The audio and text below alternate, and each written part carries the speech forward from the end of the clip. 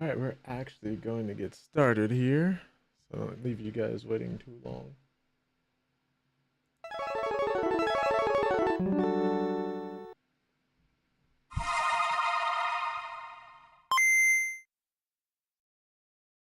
No more heroes, it's Kira the Killer. Catch on nobody but yourself. Nothing less to do. Travis, it's kill or be killed.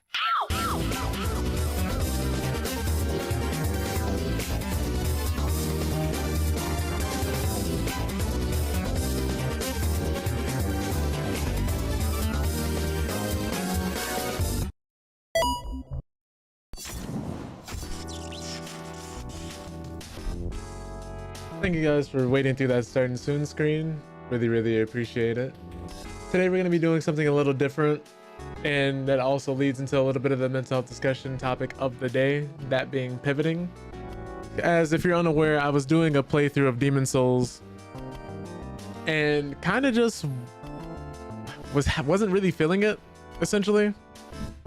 Kind of streaming it at that point because I felt like I had to because of the schedule, but at the same time had to realize that streaming something just for the sake of sticking to a schedule wasn't the same as streaming something for fun. And I always hate like halfway playing through games and leaving them and not returning to them on stream, but I thought the most important part of streaming is having fun, right? Is having a good experience and sharing that with the people around you, sharing that with anybody who happens to be able to show up in the moment. And then of course like editing clips and things like of that later to kind of get more people in, stuff like that. But I realized the most fun I've had, I think streaming, has been playing fighting games. Funnily enough, as sweaty as they can be, as sometimes as toxic as the communities in them can be, and not in comparison to like dealing a game like, let's say, League of Legends or Marvel Rivals or Counter-Strike or Dota, like Apex, you know, any big multiplayer game or any other game where you're gonna be playing as a human being is gonna have some bad apples, some people who are just insufferable at times. But I think what I really enjoy about fighting games and streaming them is the self-improvement aspect, the aspect that there's something for people to learn as they're watching and as they're witnessing everything going on screen. Even something as simple as you describing your thought process, I didn't even realize could be so helpful to another player or to another person who has an interest in fighting games, making sense of what they're saying on screen. Like explaining whiff punishing or the importance of anti-airing, space and control, space traps, things of that nature, and just making sure that people can kind of follow what you're doing and what's going on. And sometimes something just as simple as like watching somebody else play the same character you play can teach you a lot within like the first 30 or 90 seconds. I think it's really that aspect of fighting games that I really do enjoy, which is one of the reasons why I do like streaming them, because you can also build a community with those where more people kind of want to hop in and play and run sets, run lobbies, and then all of a sudden you have a list of players you can just access almost anytime you go live. People to learn the game with, people to experience the game with. So if you don't want to just randomly play against somebody in your ranked, or if you'd rather play somebody you know, want to learn more about a specific matchup, you have somebody you can reach out to. Essentially, it's like being able to build a community around the games you love. I think is one of the great things about streaming, and one of the great things about streaming fighting games, because there's a piece of tech you don't know, if there's a character matchup you're not super familiar with, or you don't know what updates are coming. Some people can keep you in a loop and just keep you on your toes and kind of keep you sharp in a way. And I think that's one of the reasons why I wanted to go back, just because I had a lot more fun than I expected streaming Street Fighter 6 last week. I haven't had a character in that game in what feels like months until Elena came out, because I was cool with Marissa, I was cool with Manon, even played a little bit like Luke, Cammy, Zangief, but nobody would really like click or stay like that. I think except for Marissa, and that was before her nerf. Then they nerfed her, and then she just didn't feel as good. But recently they buffed her not too long ago, and I think she's a lot better of a character now than she was after the nerf. I think she's in a good spot, so I might end up actually playing her again at some point in the near future, and probably Manon too. Played E Honda, wasn't really feeling him. I just wanted to learn more about him, and I think while I do like some aspects of the character, I don't really like the character as a whole. But how does this tie into mental health? How does this tie into our discussion for today, right? Like I said before, the importance of pivoting, because I think some people can fall into, you know, the sunken cost fallacy, whether that be time, money, any type of resources you spend into something, doing it for a long period of time, or maybe doing a lot in a short period of time. You feel like you might be trapped and you might have to see the whole thing through. And that's not necessarily the case. Like, knowing when to cut your losses is indeed a skill, and it's a valuable one at that, because it can save you time, headaches, sleepless nights, and a lot of other things as well. And I think that's one of the biggest reasons why I wanted to kind of just move on before I ended up still going through Demon Souls, because certain sections and certain parts of the game I just don't think I would have fun streaming. Like, I'm probably still gonna end up playing through the game off stream, but I think certain games I'll have a better time playing off stream than I do on. I think it was really the, what's the word for it, thought of playing it for the first time that I was really excited about. But once the initial novelty wore off, I was like, okay, well, this is a game I'd rather just play off stream instead of just streaming it. And you know, the same thing can be said for, let's say you're at a job you really hate, but you feel like you have to stay there because either, you know, you can't go to school right now because you may not be able to afford it because they're not offering financial aid, or you don't want to take unnecessary risks because you're just not in a position to. And sometimes you might have to. Sometimes taking a risk is scary. Well, a lot of the times taking a risk is scary, getting out of your comfort zone and doing something different. Not everybody can pivot, but I think a lot more people could pivot if they just thought about doing so and taking the risk. It's not always going to work out for the better, but at the very least you can always say you attempted, instead of being stuck and taking a safe and easy route and then wondering what could have been, rather than trying to see what could have been for yourself. I think that's an important aspect. Like, I try not to be one of those people that's just toxically positive, always telling people you can do anything you put your mind to, because while you could on paper, unfortunately life doesn't always work that way. Sometimes you put in a lot of effort and you don't really have anything to show for it. Sometimes you go through and you give something your best effort, you give your everything to something, and it just doesn't work out no matter how bad you want it. And it's unfortunate, but it doesn't necessarily mean that has to be the end or that the effort was wasted, because you have to think about the journey, what you've learned, and whether or not you could do something like that again. Sometimes some people have to fail a few times before they succeed. Other times some people get it the first try. Other times people fail and they realize, okay, this is for me, it's time to move on to the next thing. Pivoting, moving on to something else. Sometimes you have to pivot backwards in order to go forwards, because you need something that's stable or something that's foundational, something that's consistent in your life before you move forward to the next best thing, to what may be your next big hit or your next big success. I've seen people where they've had to go back to the same job over time in order to, what's the word for it? My bad, I'm kind of scatterbrained today. They have to go back to the same job in order to get that consistency, because they know their job will take them back and they need the resources to fund their next project, to fund what they're doing next. A lot of indie developers, people who do their solo projects, like the guy who made Schedule 1 or the one who made Lethal Company and other games like those are typically developed by one person. Sometimes they do have multiple teams, and other times they can expand into having multiple people. But a lot of times projects like these and different creatives have to work and have to do something they absolutely hate to get to where they want to be, to get to doing that thing that they love. I think we kind of look at other people's success and not what it took to get them there. And I think everybody has kind of like that common sense. Well, common sense I don't think it's common as we like to admit, but I think most people on paper get the idea of having to continuously do something over and over and over again for a long period of time before you see any type of return on investment. Most of the time, these overnight successes, especially if you've been on like TikTok, YouTube, you see a YouTuber or somebody on TikTok who all of a sudden blew up. Like an example of this would be like Queso, where he even opens up about how he got lucky and how he was fortunate enough to get in front of people and be able to do what he does now. But before that, he was working full time. He was at a job where he was like, yeah, I know I don't want to do this for the rest of my life, but I'm trying to kind of figure out what I want to do next. And I think a nice way of seeing if something is worth pivoting into is, like all things, trying out a little bit at a time before you go fully into it.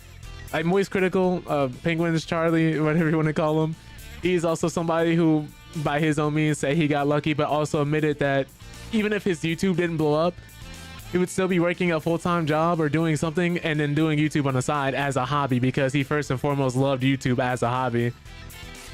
And I think that's something we have to get used to, in terms of, even if you do want to blow up, even if you do want to be successful, if it doesn't come, being comfortable with doing what you do as a hobby, because there's nothing wrong with being a part-time content creator, YouTuber, esports player, even if like you're someone who just likes to go out to tournaments but aren't necessarily signed to a team.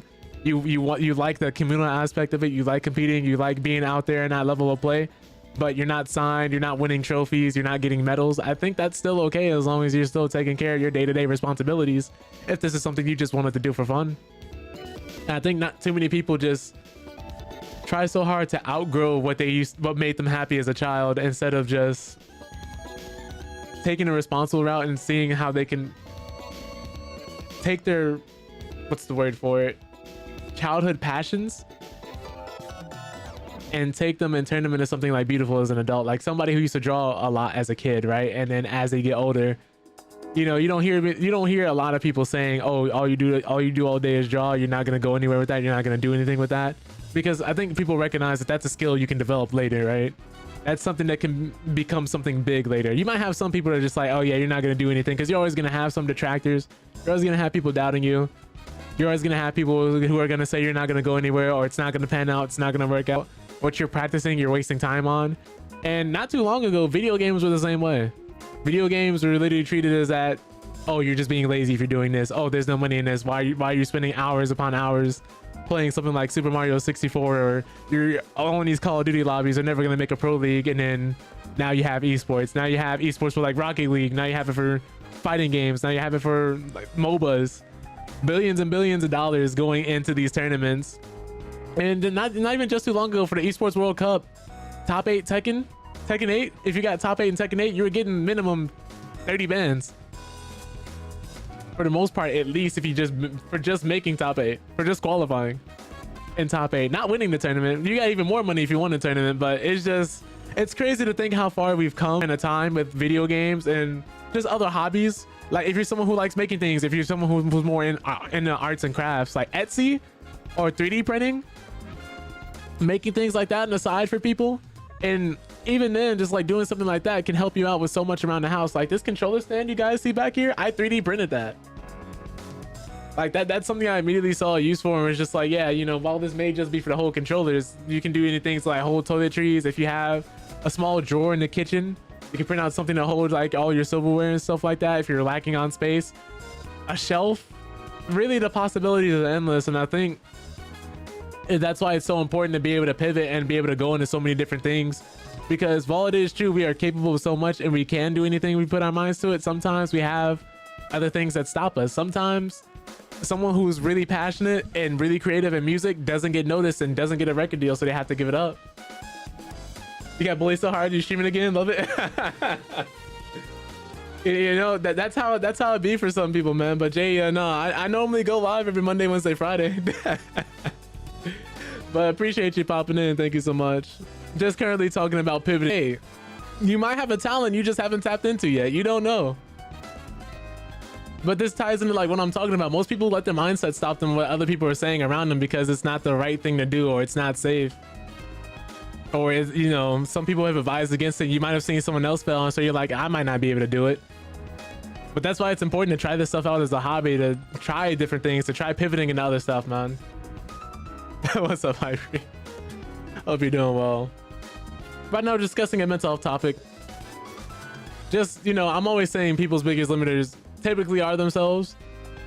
Most of the time, unless, you know, not everybody starts out with the same deck of cards, right? But most of the time, what ends up limiting someone will be their mindset more than anything else. That small voice in the back of your head being like, I shouldn't do this, I can't do this.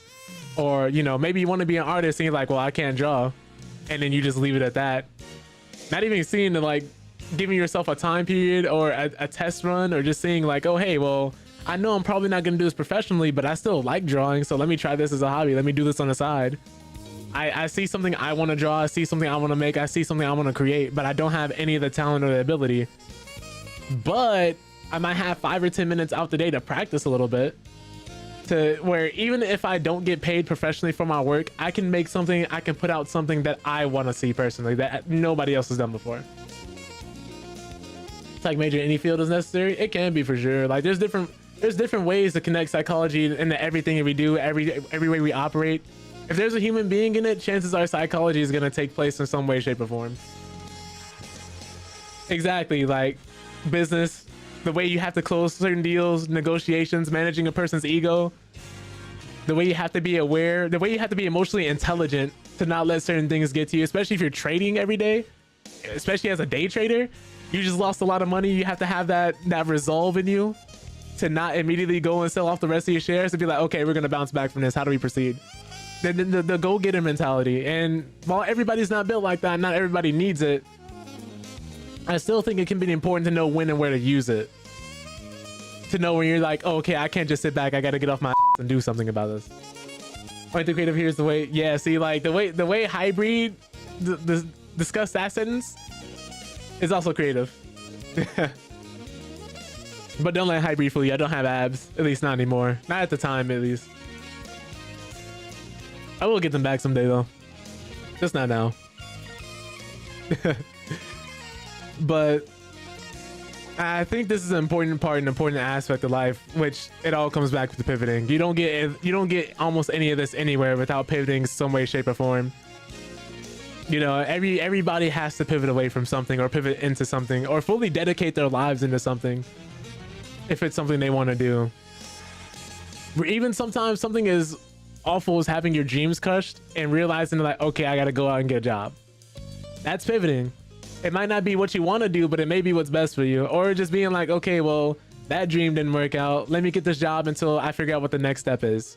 Let me do this until I can get to where I want to be. Let me have something to where I have structural support for the dream I want to chase. I think that's the part of adulthood people miss. You don't have to give up what made you happy as a kid, or your passions or your life goals, to be successful as an adult. You just have to be realistic. You have to be aware of not only yourself, your emotions, be in touch with who you are, but also the field you want to be in, the thing you want to pursue, that, you know, that thing that gets you going in the morning, that passion where your heart is.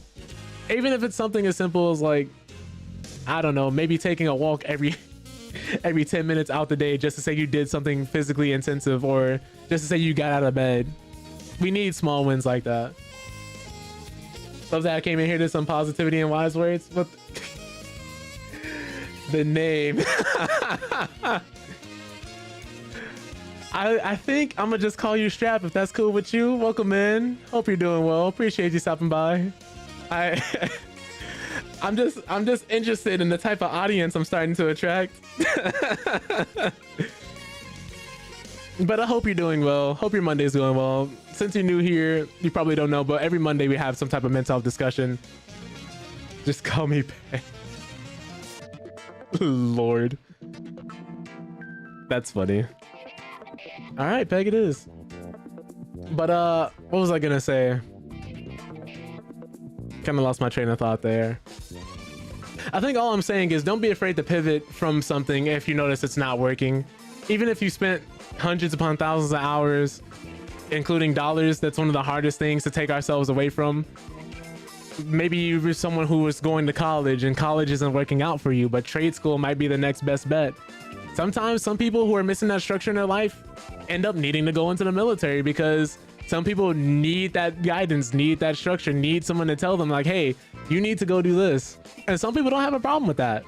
There isn't an issue with being a cog in a machine if that's what makes you happy, as long as you're aware of what the machine is doing and it aligns with your own personal goals. Oh, that would be working in the next screen, Hybrid. I'll play that for you. I didn't mean to start this. I don't know, Jay. I don't know. I can't tell what's real and what's not anymore. If this is all just a happy coincidence. Are you out of your mind? Hey, yo, I didn't say that. That's what you wanted to say. King Koopa says don't act surprised, we know what kind of man you are, wink wink wink. Hey, yo. This is insane. I'm being slandered. Oh, Rayvon, go live. we just need you to go ahead and go stream.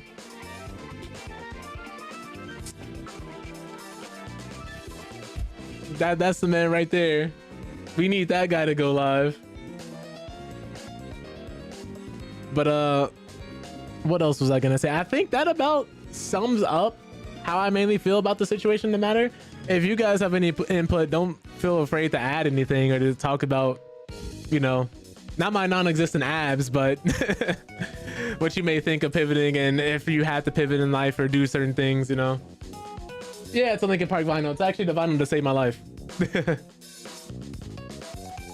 Yeah, it's a Hybrid Theory. It's my favorite album of all time. That would be the one. That would be the one. But yeah, Linkin Park, I think my favorite groups, like if you guys are curious at all, I'm just gonna be like yapping. What is it? My favorite bands would be definitely like Linkin Park, Breaking Benjamin, 3 Days Grace. I'm trying to think of who else. Sum 41, like Papa Roach, like groups like those. Can you tell I was depressed as a child? But yeah, like the groups like those, just because of not only the subject matter, but they took different things they've experienced and found a way to put a spin on it, and found a way to put what they were feeling through their emotions into something productive. And I think that's a large portion of what can make art beautiful. Like what can really bring it to that next level. For example, like a movie like Gravity, I don't know if you guys noticed, but a lot of different movies, what makes some movies great is the I'm thinking of books, the director putting their actual emotions and feelings into a movie as a metaphor for what they went through in real life. Like Weapons, even though I'm not the biggest fan of Weapons, the director of that movie actually put in somewhat of their real experience into that movie. He said a situation happened to him in real life, didn't expand any further, didn't really need to, but he dealt with something that happened and had to deal with the fallout of grief. Expedition 33 is another game that deals with grief and how people process it, and trauma and things of that nature. Gravity, if anybody's seen that movie where the person's like swinging around lost in space, the director at the time felt lost in life, didn't know what to do, didn't know how to put that into words, sat down, had a conversation with another director, one of his peers, and was like, you know what, your setting should be space, because you feel lost right now, you don't know what to do, just like you would be in space. And that completely mirrors what the person goes through in that movie as a metaphor for what the director is experiencing in real life. Comes in screaming, cut my life into pieces. Yeah. Shutter Island did this too? Probably. I wouldn't know for sure. I didn't look too deeply into Shutter Island. Great movie though. Great movie though. Sometimes the person puts it in as a political statement, right? The Hunger Games, easy to see what that was. And just different movies like that. Battle Royale. Just tons of different dystopian novels, movies. 1984 as like a warning for where we are currently in life. I think different things like that are so great, because there's so many different things you can take from books and movies and just have such a good experience. Like watching a good movie is like reading a good book, and reading a good book is like playing a really good game, a really good single player story, right? You experience these different characters, these different settings, you kind of get transported into that field and see firsthand what it would be like if you were there, if it's written well. Sometimes you have bad writing and it's like, well, they attempted to kind of execute on something and it just doesn't really work out too well. And most people say like, hate when you get political. I'm not gonna get too political, but I will say if you're trying to get away from politics, it's in everything we do, it's in everything we see. It even determines sometimes what we go through with life, and has a bigger impact than anybody would ever like to admit. It's crazy how many things it's in. Like Metal Gear Solid is all about politics. One Piece, very political with how they deal with like the government, censorship, slavery, just so many different things, right? Brave New World, I don't know if I've seen Brave New World, funnily enough. But even like the Marvel movies, like even superheroes, the whole X-Men, that's a direct representation of people who are marginalized and ostracized and have to defend themselves and rise up to have their own community, who have to make their own spaces. You know, it's kind of crazy, man. It's kind of crazy. When people say it's not that deep, it is. It is. It almost always is. Very rarely is it not. Very rarely is it not. But I'm going on a rant. I'm going on a tangent. So in order to stop myself and bring myself back, you know, pivoting, we're gonna pivot into this gaming news. Because unfortunately, one game has been making headlines for all the wrong reasons. Your little sister, your little brother, if you got nieces and nephews, you've probably heard of this game. Even if you haven't, you can't get away with it. The game I'm talking about today is Roblox. And if you can read the headline, Louisiana is suing Roblox over child safety concerns as their stock drops by 10%. And that's because Roblox is full of child predators.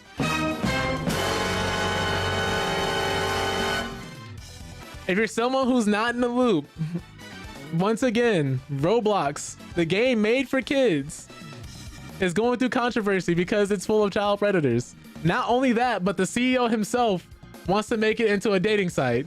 It's unbelievable. And Hybrid, I got you. Don't worry. On the 69 God. Because that is indeed what the CEO of Roblox is. Somebody's going to have to check his hard drive. Freaky ass nigga, he a 69 God. Freaky ass nigga, he a 69 God. Hey, hey, hey, hey, run for your life. Hey, That is the CEO of Roblox. Let me stop. But yeah, no, because not only is the state of Louisiana suing them, Chris Hansen has been brought out of retirement to take a look and to start investigating Roblox. The guy who made his living catching child predators is now after predators on this game marketed for kids. Let's go on to read further. Let's zoom in so you guys can see. But the state of Louisiana is suing Roblox. Yeah, we were at the article. We were at the headline. It's been a wild couple of days for the gaming giant Roblox, which has faced criticism and backlash following a slew of concerns about child safety. Roblox has faced continuous allegations over the years about its lack of infrastructure to protect children, and vigilante users have decided to step in to catch predators. On Wednesday, Roblox posted a lengthy statement to its website defending its decision, so this happened like last week, to ban such users, claiming that those users have taken actions that are both unacceptable and create an unsafe environment for users. Translation: we care about stopping people from catching predators than we do actual predators. It's unbelievable. Insane. So this statement was released, most people believe, and probably was in response to a popular user named Schlep, who himself was groomed on Roblox, mind you, and has went to catch other predators on Roblox. So what he went through doesn't happen to other people. He was banned on a platform for catching predators. He's caught 6 felony charges, everything. And what made it worse, the accounts he caught were not banned. Even though they were in jail, he sent Roblox proof of their arrest. He had binders full of evidence. Not just binders full of evidence, mind you. He sent them a physical binder of evidence full of chat logs and proof of these guys being predators. Nothing. Call Roblox, nothing. Email, nothing. Wrote handwritten letters, nothing. Went to the police, made FBI statements, because in some servers, people were planning to do awful things using Roblox as a medium, and the FBI has had to step in and arrest people too. So throughout all this, working with the police, trying to get Roblox to chime in, you would think they would be like, oh, okay, we would like to work with you. Or at the very least, like, hey, you know, DM us, email us, something. Try to open up some line of communication. No, instead, they banned all of this man's accounts. Instead of trying to collaborate with them and make their platform safer for kids to be on. But as allegations and concerns persist, Louisiana's top prosecutor, Attorney General Liz Murrill, has filed a lawsuit against Roblox, accusing the platform of failing to do more to protect children. This is a 42-page filing, and it states that tens of millions of users can easily create accounts with false birthdays, and the system is easily passed by adults posing as children. The suits outline several different games of Roblox, including Escape to Epstein Island, crazy name, referencing convicted, of course, you know, sex offender Jeffrey Epstein. A game called Public Showers, where users can roleplay and relax together, and over 600 games relating to Sean Diddy Combs, aka P. Diddy. This is insane. But this isn't apparently the first time that Roblox has faced criticism either, and the company has been slated for not doing more to protect children. In 2019, a 19-year-old groomed 150 children using Roblox. 150! In June of 2021, 18-year-old Ron Mashlu, I don't care how to pronounce this predator's name, was indicted for using Roblox to lure and commit, you know, I can't even read the rest of this out loud. But he caught 7 people. But in a more recent case in 2024, a 21-year-old was arrested at Lax Airport on suspicion of contacting a minor for sexual offense. This is crazy, because he met a 13-year-old on Roblox and booked an Airbnb near her home. if you have a niece, if you have a kid on Roblox, this is why parenting is so important. This is why parenting is so important. Being in your child's life, spending time with your child is so important, because a lot of parents recently, especially during COVID, the pandemic, a lot of people, I hate to say it, but a lot of people are just bad parents. Not everybody, of course. I'm not talking about the hardworking ones that are like doing 12, 16 hours a day to get their child through another day, to put clothes in their bag, food on the table, who may not always be able to be present. I'm talking about the ones who are in the living room while their kids in their room on their tablet all day, not doing anything for their kid, doing the bare minimum, not paying attention to them, not spending time with them. If you've seen a parent before, you know what parent I'm talking about. Those are the types where I'm like, you have to do more for your kid. Otherwise, why did you have one, right? This is why it's so important to not just slap a tablet, not just slap a phone in front of your kid's hands, but also if you do that, be aware of what your child is consuming, who they're talking to, who they're being involved with, and the types of communities they're joining. Because it's not just predators. Like there's a lot of other people out here you don't want your child interacting with. But if you guys want to see more about the Schlep situation specifically, here's his page. If anybody wants a link directly to his YouTube page, let me know. Because he's uploaded this on YouTube, he's uploaded on TikTok. He had to make a whole big stink about it because Roblox banned him and didn't want to have any type of discussion with him. And they only took action after he actually, what's the word for it? Spoke outwardly about it after being banned. If he would have just took this and not said anything, not have done anything, not got everybody's attention, they wouldn't have done anything. Unfortunately. But that's gonna do it for that segment. We have some more positive news over here. Yeah, just be aware, man. If you have kids in your life and they're playing Roblox, you know. But Borderlands 4 news. Borderlands 4 is coming out fairly soon. And we have some more news about their co-op and how it'll work as they aim to be as seamless as possible. And this will include new features like the ability to teleport directly to other players, which is nice because if you guys have played the old Borderlands games, sometimes it became a bit of a hassle to get into the same game as each other, especially if there's a big level gap or you weren't in the same spot as the story. And sometimes having to wait until you travel to a new area to be able to get to where they needed to be. So sometimes someone will be in a gunfight for 10 minutes, fighting for their life, and you're on the other side of the map. It's crazy, man. But Gearbox wants to make sure that Borderlands 4 is the smoothest co-op experience you've ever played, and to that end, it's bringing back many hallmark features of the series, as well as some new ones like teleporting players in order to polish it off. In a recent post on Xbox Wire, the team divulged some details on how co-op will factor into the upcoming shooter.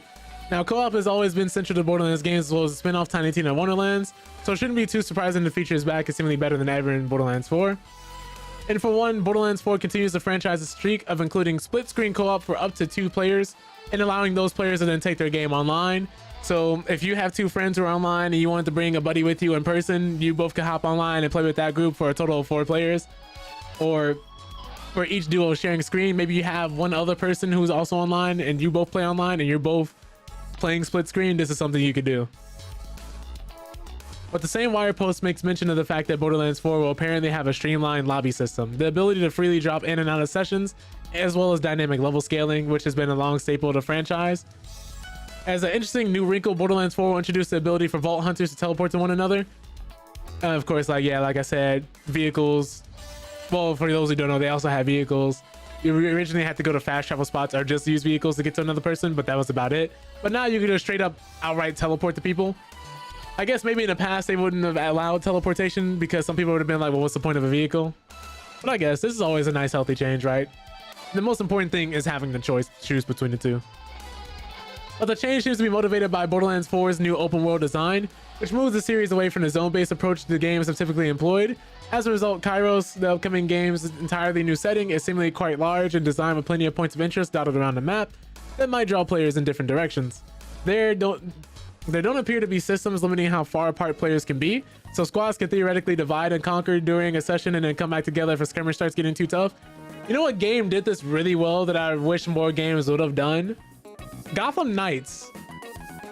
Even though that game didn't do financially well, there were parts of the game that actually were really fun and really dope. Like someone being on one side of the city fighting crime and you being in another part of the city fighting crime. And then like how they intended in Borderlands 4, you could just both come together later to fight crime together. That was really dope. That was a cool part of the game. I wish more games that had co-op in them would copy this. If you're gonna do an open world, do not force us to be in the same spot as each other. Let us go out and do different things and then organically come back. Like, that's dope. I hope Dying Light the Beast does this, because Dying Light 2 had the same issue where players had to be together if they wanted to fight a boss. Players had to be next to each other if they wanted to do anything like story rich or like even side quests sometimes. Dead Island, but Dead Island's like 10 years old, right? At least I think it is 5-10 years old, somewhere between there. It's an old game. But I wish more games would do that, because it's really dope being able to do it. State of Decay 2 could have been another game that did this, but instead they forced you to be tethered to each other. You were only allowed to go a certain distance from the previous player. So I hope 3 lets us split if we ever do see 3. If 3 ever comes out, State of Decay 3 ever comes out, I'll be happy. But I hope they don't tether us to each other like how it happened last time. But that's that. We have some more news about Wu Chang, the Souls game that some people have been playing, but it's had some controversy lately. Souls games are really popular now. We got people playing Liza P. We got people playing the Liza P DLC. We got people playing Elden Ring, Night Rain. We got people going back and playing the original Elden Ring. We got people playing, like myself, Demon Souls. Sekiro's still hot, and Sekiro had a co-op mod as well not too long ago. Happy that Terminal Patient was able to play an early version of Borderlands 4. So am I. I'm really happy they got to do that for him. I did see Echoes of the End that you posted. That's another one I forgot about. Echoes of the End. You know, the Surge 1 and 2. There's a lot of them out, but Wu Chang has had some controversy. Not only because there's like certain ways the game is limiting playstyles, certain hitboxes aren't hitting the right way, but they had an issue where they changed certain bosses in a patch and the way the story would flow to the point where you weren't able to kill certain bosses anymore. It's completely changing the story.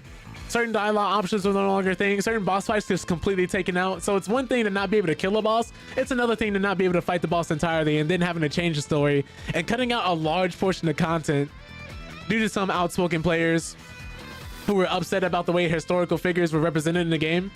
Phantom Blade Zero looks like it's going to be fire too. That's one I'll definitely be picking up. But if you guys are unaware, that's essentially what happened. But I'm pretty sure this article will go into more detail and depth about what exactly got changed, how it was changed, and why exactly there was a big falling out. It's honestly led to a lot of people review bombing the game. But recently we got a mod that allows players to roll back the controversial 1.5 update. As such, the add-on serves as a timely and no-nonsense response to the recently implemented Wu Chang Fallen Feathers censorship. Developer Lindsay Games released the latest Wu Chang Fallen Feathers update on August 12th, so not that long ago. It is identified by version number 1.5. It introduced sweeping gameplay and narrative changes that quickly divided the player base. Most notably, certain NPCs and bosses were made immortal, preventing them from dying even after defeating them. Rather than perishing, a defeated unkillable character will become exhausted. So this is the term they chose to use, exhausted, which is delivering new lines of dialogue to shift the tone of the story somewhat. Immortality bestowed by the 1.5 patch was reserved for historically important figures such as Emperor Chongzhen and Lu Wingzhu. I tried my best to pronounce those names. I hope I didn't butcher them too badly. But the move has sparked significant fan backlash, largely driven by the perception that the developer caved in to small minority of Chinese players upset about the game's brand of historical fiction. A big part of the game's theme, somebody correct me if I'm wrong, but a big part of it was that all things have to come to an end, including the dynasty. People can't stay in power forever. Things do change. Time goes on no matter what, and it's almost an immovable force. You're gonna have to succumb to time. Not everything can last. All good things must come to an end. And this mod completely, not the mod, the update completely goes against the whole theme, the whole court's central idea of the game itself. But with the barrage of fan complaints still ongoing, one tech-savvy player has now decided to take matters into their own hands and yank the censorship straight up out of the game. It's now possible using the rollback censorship patch add-on by Nexus mod user Darkmoon Blade, which materialized less than 3 days after the controversial patch was rolled out. I think this would have gone over a lot smoothly if this was just an option for people. For those who wanted it, could have it, and for those who didn't, could keep it out the game. But the mod has already been downloaded hundreds of times, underscoring how widespread dissatisfaction with the 1.5 update has become. In comments accompanying the release, Darkmoon Blade criticized the August patch position. What? I think they meant positioning it. or posting it has ruined the game's story and immersion by replacing pivotal deaths with inconsequential dialogue. And then this is how to roll it back. But Lindsay Games has yet to address the backlash or comment on why such sweeping changes were introduced. In the absence of official communication, speculation continues that the alterations were motivated by cultural sensitivities, particularly regarding depictions of historical Chinese figures doubling as Wu Chang Fallen Feathers bosses. The developer has so far only committed to further adjustments to the newly added exhaustion animations, citing the vague goal of improving plot performance. And given the current state of affairs, the likelihood of Lindsay itself rolling back the controversial patch appears slim. So this is an example of pivoting into something worse. For those who weren't here, we had the mental discussion about pivoting and sometimes how you might have to, or sometimes how it could be better for you. And just went on to explain that that's why I wouldn't be necessarily continuing my Demon Souls playthrough on stream, at least. But this would be an example of pivoting into somewhere worse. It's not always a good thing. Sometimes you don't have to. Sometimes people do it unnecessarily. This is an example of that. And this is an example of something in the modern gaming space that a lot of people had issues with and problems with. Because unfortunately, as great as a patch can be with fixing the games, fixing glitches, fixing bugs, fixing issues, a patch can also ruin a game entirely. Take it with Tekken 8 Season 2 for those who are into fighting games. People who had Season 1 and were like, yeah, Season 1 is good, but if they just tone down a few of the mechanics and a few of the things we deal with, it would be great. The next patch immediately doubled down on all the things people hated and immediately added so much that people despised about the game, that people review bombed it, they left it, people are still arguing about it and are still having issues with it to this day. And we're probably going to be stuck waiting until the end of the Tekken World Tour before they roll back a lot of these changes and fix the game. But for better or worse, we're here now. Just like with Wu Chang Fallen Feathers, without this mod, if you're playing this game on console or you can't add this mod in, you're stuck. You're stuck with the game like this. So you have to really make the decision where, do you buy the game again on PC? If you're someone who doesn't know how to mod, do you go through and learn how to mod to continue playing the game, or do you just outright stop? I do wonder about the long-term consequences of this change and the effects it'll have on everybody and how they'll view this game long-term, because this game did have its issues. I know if you were able to get past it, some people said there was a really enjoyable game underneath, but for some people, it just was not worth it. Some people, it took too long to get good. Some people, it's like if you weren't having a certain playstyle, the game was unnecessarily difficult. I've seen somebody who struggled for hours on a boss because they were using the axe, and then they switched to the longsword and immediately beat the boss in less than a full hour.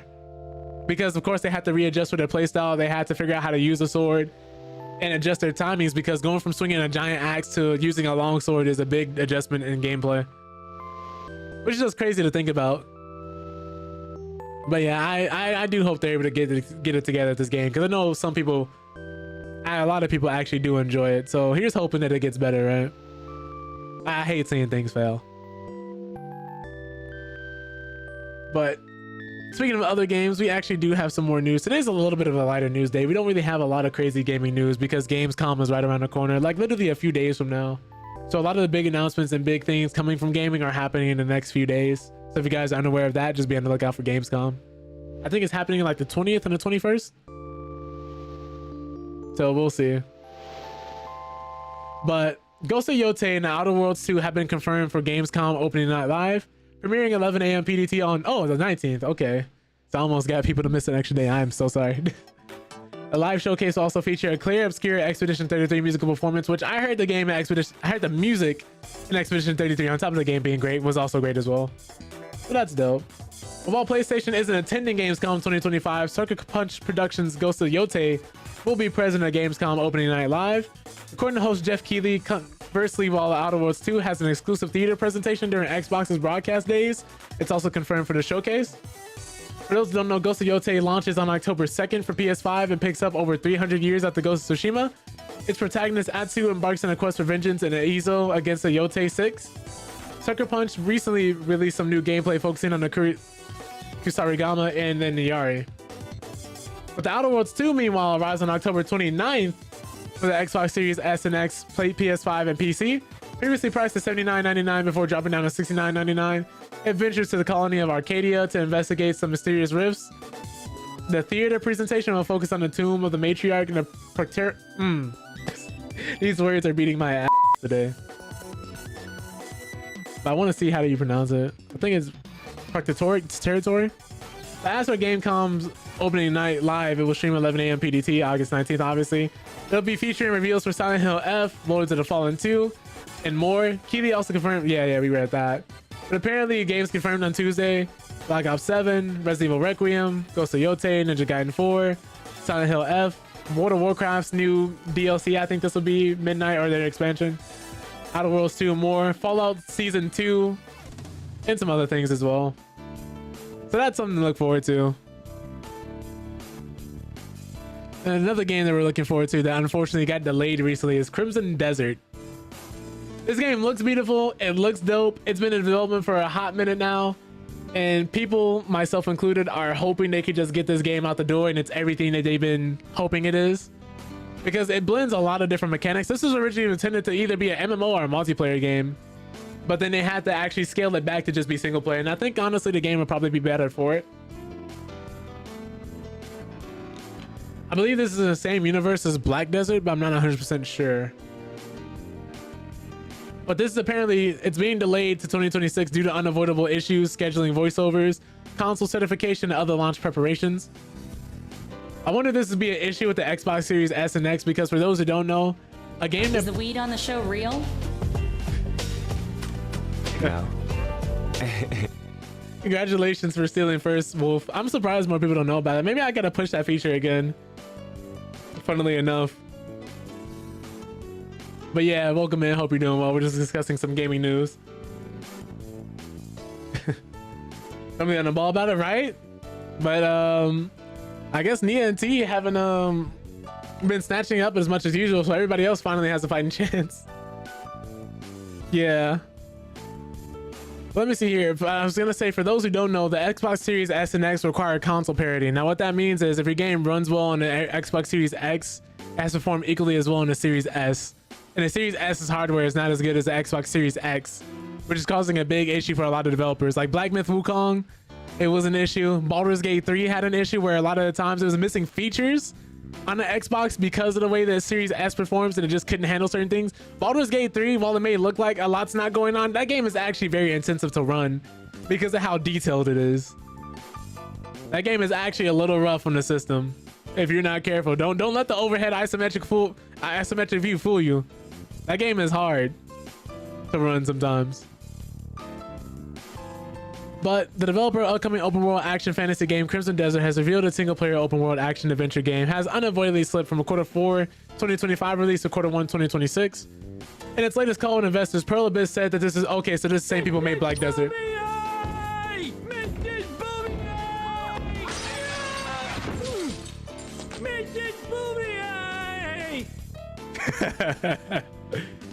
Thank you for taking that second, Jay. But in its latest calls to investors, Pearl Abyss said this is due to longer than expected timelines arising from scheduled coordination and collaborations with multiple partners for offline distribution, voiceovers, console certification, and other launch preparations. The company said a firm release date will be announced at a more appropriate time based on business considerations, but did not specify what those business considerations would be. Players can still expect to see Crimson Desert at Gamescom and PAX West, however, as well as Tokyo Game Show. And they actually did drop like a 13 to 15 minute gameplay trailer. I think it's 13 minutes. With some actual boss fights and other mechanics in there too. So that's cool. Just to show people more about the game so they didn't just drop a delay and then do nothing. I think GTA 6 did something similar. But currently, Crimson Desert has been in the process of recording voiceovers while carrying out tasks such as console certification and preparation for its release. And they announced this in the Q2 2025 earnings conference call as transcribed by Gamatsu. In the case of marketing, we plan to participate in Gamescom and PAX West this August to showcase our open world build. And in September, we will join the Tokyo Game Show to strengthen our marketing efforts in the Japanese market. Yeah, Rayvon, it's unfortunately sad, but I'd rather them delay the game and the game be good than them try to rush it out and get what we got with Monster Hunter Wilds. Because I think Monster Hunter Wilds definitely feels rushed, and it definitely, if you played it, it felt unoptimized. It felt like it was lacking in content. And for those who are long-term fans of the series, I'm not going to pretend like I am because I really didn't get into Monster Hunter heavy into World. It seemed half-baked, and that was lacking depth and complexity with some of the bosses. A lot of people said the game was too easy and they streamlined a lot of the combat. I didn't want that to happen with this game. But I think, unfortunately, with Monster Hunter Wilds, it was a game they had to push out before their fiscal year ended, which is just a rumor, so take it with a grain of salt. A lot of people were theorizing that that's why they had to release a game in the state that it did, because they couldn't wait. Which is why people say one of the biggest problems in gaming is capitalism, because you're always forced to meet deadlines, you're always forced to improve record-breaking profits, lay people off, and then go back to prove and to get more record-breaking profits. I'm talking about Microsoft, unfortunately, because no matter what, it's never enough money. You know, DLCs, microtransactions, expansions, like different things like that, or content. Not always, but sometimes content that is cut out the game and then resold back to you. I mean, Capcom got caught doing this a few generations ago. Like, everybody loves them now, but they used to cut content on the disc and put it behind a paywall, so you'd have to buy it in order to actually use it. They used to do that. Like DLC, they used to say disc lock content because that's something Capcom and other developers used to do. They used to have the DLC on a disc and make you pay for it. They used to cut it out the base game and put it behind the paywall for you. One of the reasons I like Echoes of the End, reasonable price point like Expedition 33, yeah, for sure. This is why indies are becoming a bigger and bigger thing.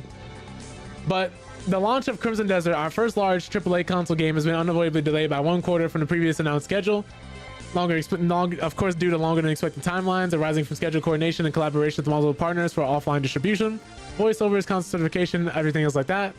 And we sincerely apologize for not being able to meet the originally promised 4th quarter launch schedule. Please kindly understand that this is a strategic decision aimed at ensuring success on a meaningful scale. So they didn't want to rush the game. They didn't want to get out the door and then have it half-baked. I will say, if the game does come out and it ends up being really good, this is going to be looked at fondly as a memory of, and as an example of developers who didn't want to release their game too early and took the time to actually make sure it was fully done.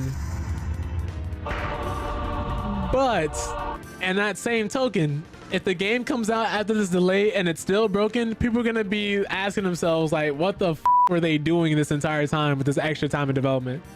And this is going to be looked back as a warning, as a red herring, not red herring, but as a red flag. But the release date has been internally confirmed for Q1 2026. The statement concluded, however, given the change in launch timing, we will announce the date at a more appropriate time based on business considerations, rather than making an announcement at Gamescom next week. We are grateful for your continued interest in our company, and we will do our utmost to deliver an even better experience going forward. So that's nice. They're saying all the right things. We're hoping the game ends up coming out and hoping that it's good. I don't know how many other people have been looking forward to this game, but this was one of my most anticipated games of the year. But I also had the feeling that this probably, we weren't going to see it anytime soon. So I'm fine. I'll just wait a little faster. But speaking of half-baked, DLC, half price, a game coming out way too early. The newest Skate game will emphasize player and board customization. I'm really worried about this. They say plenty of the gear will be free, but a lot of Skate's paid content also appears to be cosmetic. For those who don't know, EA has been... The Skate franchise has been dormant for a hot minute now. The last game was Skate 3, and if we look at Skate 3's release date, it came out in 2010, 15 years ago. This game came out 15 years ago. For those who can't see the date here, I'll zoom in for you. May 11, 2010. It's been that long since we've gotten a new Skate game. Now, EA has recently gone on to come out with a new announcement. They've been having, what's the word for it? Closed tests. They've been letting people get access to the game, getting their hands on it. But something that's really worrying is the fact that they had paid cosmetics in an alpha. Not even a beta, but the early alpha test had paid cosmetics in it. Now, a lot of people have been hoping we get things back like Hollow Meat, crazy name, right? Which where you have to like go in, break your bones for the highest score, and you can earn different rewards and challenges from it, right? Get more board sales, progress, get further in the game. It used to kind of represent that aspect of skate life where people would fall and then get injured. The more, I'm not gonna say darker, but I guess the grittier part of skateboarding and skateboarding culture. That's one of the things they wanted to implement, because skate was EA's answer to Tony Hawk's Underground, Tony Hawk Pro Skater, the Tony Hawk franchise, right? It was selling large amounts of copies. A lot of people were getting into it. But whereas Tony Hawk's Pro Skater and all the other games have been more about the arcadiness aspect of it, grinding, getting the highest score possible, racking up millions and millions of points. Skate was like a lot more session type game where you come in, you skateboard around, you do some lines, you grind, do some tricks, and it was a lot more realistic, a lot slower, a lot more, what's the word for it, in the culture, in the know. So people were immediately hooked when they announced that they were working on a new game, since it had been 15 years, since it had been so long. Skate 1, 2, and 3 did really well. Like the Skate franchise as a whole did really well. I think 3, or it's either 3 or 2 that didn't do as well. One of those games didn't do as well, but Skate 1 was a huge hit and people loved it. So people, basically what I'm trying to say is people love this franchise and people are worried that EA is charging the money already and appears to be having a lot of their money going towards cosmetics because the game is releasing in early access, which necessarily might not be a bad thing, but coming from EA, a company with like billions of dollars because of all the money they're making through Madden, FIFA, or FC26, I should say, because they dropped the FIFA name, and just all the money they get from DLC and the paid content and everything else like that, people are worried that somehow, some way, this is going to end up being a bad thing for them long term over time, unfortunately. But let's go on and read the actual article. The developers behind Skate seem to get that skating is a style thing as much as it's a lifestyle. The board itself doesn't make the skater cool, but the bevy of customization options that'll be present at Skate's early access launch certainly will. According to the latest update from its developers, customization will be a crucial part of the experience, and it's the first thing players will do upon booting up the game. At that point, players will be able to fine-tune many aspects of the avatar, such as their body shape, height, as well as different aspects of their face and more. The way that your characters moves when they're off the board, as said in the developers call locomotion, is also customizable. You can even select gestures, which can be done both on and off the board.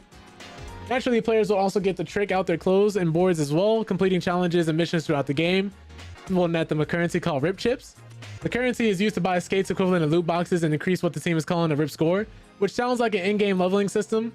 And raising your Rip Score would be a surefire way to keep unlocking more customization options such as helmets, skirts, and shoes for the player, as well as truck stickers and grip tape for your deck.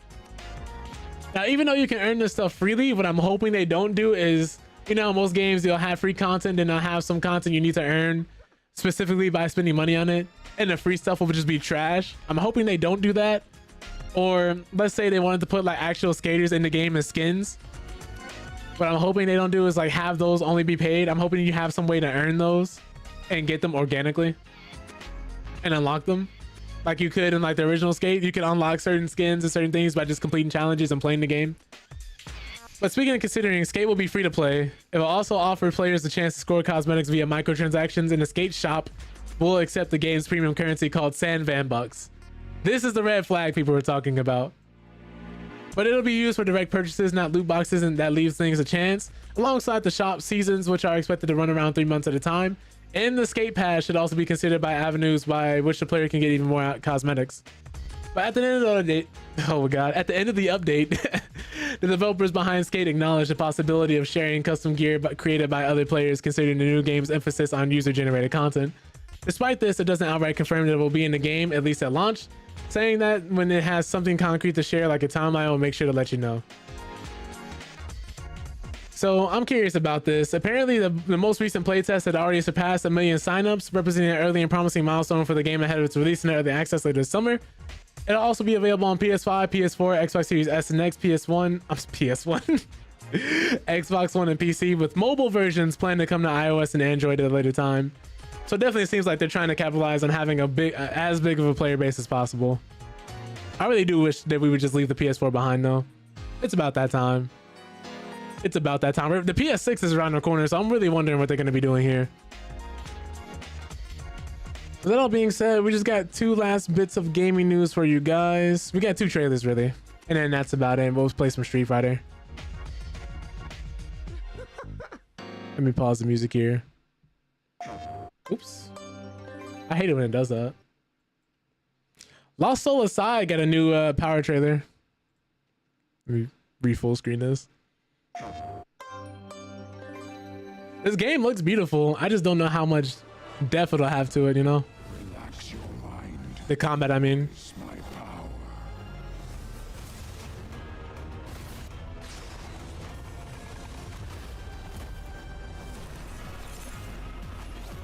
Hold on, why does the trailer look like this?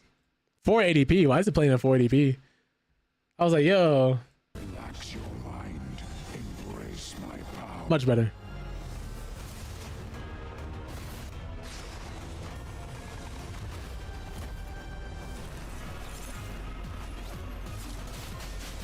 Like, this looks cool.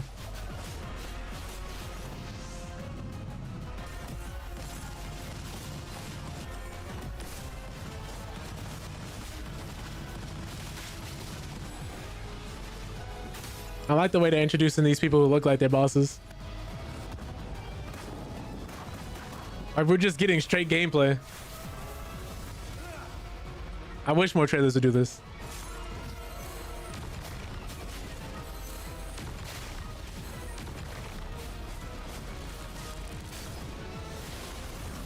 Oh God.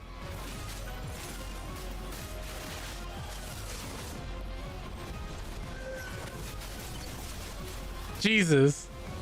What is that?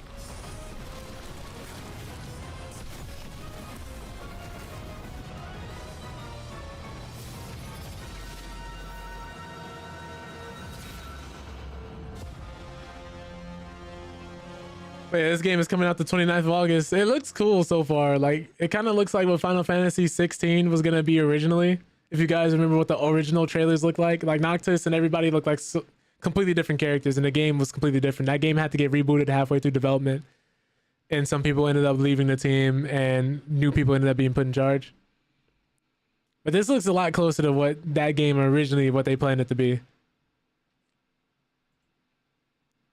And then we got a Guilty Gear Strive trailer with Lucy from Cyberpunk being featured in the game. I don't know if you guys have been kind of looking forward to that, but I do wonder how good she'll be, because she might bring me back to the game.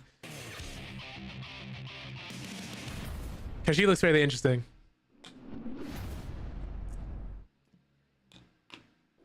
I think she comes out this Thursday.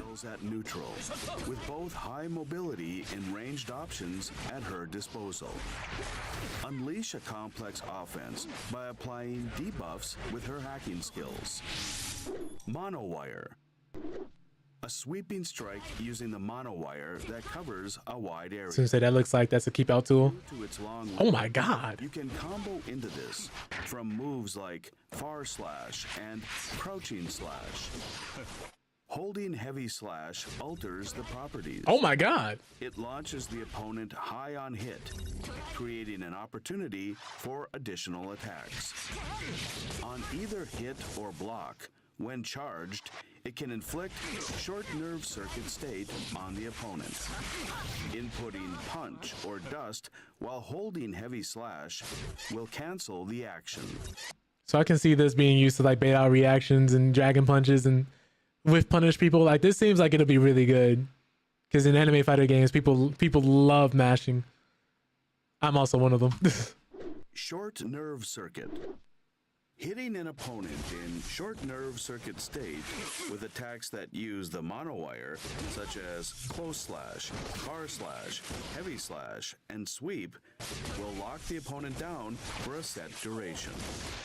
This makes it easier to land additional attacks after hitting with pokes or mix-up. Make sure to pack on the pressure when you have the opponent in short nerve circuit state. I thought they would play music during this. Unity. Lucy takes out her hand. I forgot she has a gun. Horizontally. Holding slash, fires up to 3 successive shots. If the third shot hits mid-air, it triggers a wall bounce, creating an opportunity to go for additional attacks. Happy Chaos players are gonna love this. It has multiple uses, from a poke at long range to part of a combo. Choose the right moment for this attack, as it cannot hit crouching opponents. That makes sense. Sprint attack. A lunging attack with fast forward movement. It is hard to punish even when blocked, and travels a good distance, meaning it works well in combos after long-ranged attacks. Can we just talk about the little touches on this character? Because her being from Cyberpunk, Guilty Gear Strive developers, like Guilty Gear developers, they've put so much effort into this world. Like, the lore of Guilty Gear is actually crazy. Like, there's people in this verse that can erase it if they actually just do the wrong move or do something on accident. There's people in here who are like responsible for creating actual gears in Guilty Gear, and just so many different like characters. There's a guy who, well, I'm not gonna go on a whole like lore rant, but it's just really nice because you see a lot of the effort they put into the actual current roster characters, and they put so much effort into Lucy. Like her, when she's backing up, her analyzing you with the whole menu popping up in front of her eyes. The fact that she's using her wires not only for attacking, but she uses them to block. Having her pistol from the show, like just the outfit, she's really cool.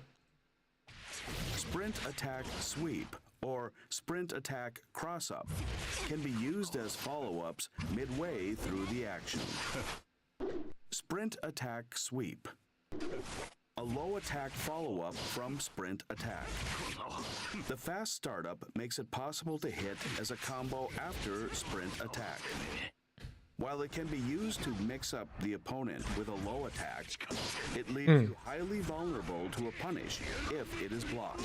That makes sense. Use this move cautiously in the right situations. Sprint Jesus. attack cross up. An overhead attack. She has a cross up? Sprint attack. When performed at close range, Lucy crosses over to the other side of the opponent to switch up the blocking direction. So is she gonna be a rushdown character? Up by alternating between this and sprint attack sweep. Goodness gracious. Monowire breakout. Oh, she has a DP. A strike attack hitting around Lucy. This move is invincible as it comes out, meaning you can use it to interrupt. He said, "Where them thick ladies at?" That's okay. As it cannot be. Just missed them. Just missed them. You might be able to catch them if you get, you catch them down at the bar down the street. Lucy swings the monowire to perform a massive attack. Right next to all the Pixar moms. As it comes out, you can use it to interrupt the opponent's strings.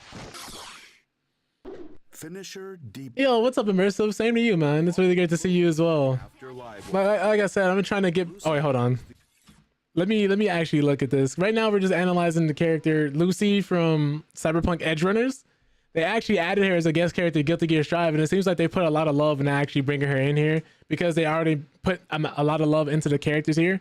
Guilty Gear, like, this is one of those games that doesn't always have the biggest roster in fighting games, but every character you see is unique. They have a different play style, and they have so much personality just from the character themes, from the music, the outfits, the way they dress, the way they operate, their walking animations. Like, they have so much character. I just really wish I enjoyed the game more, because I would be in here.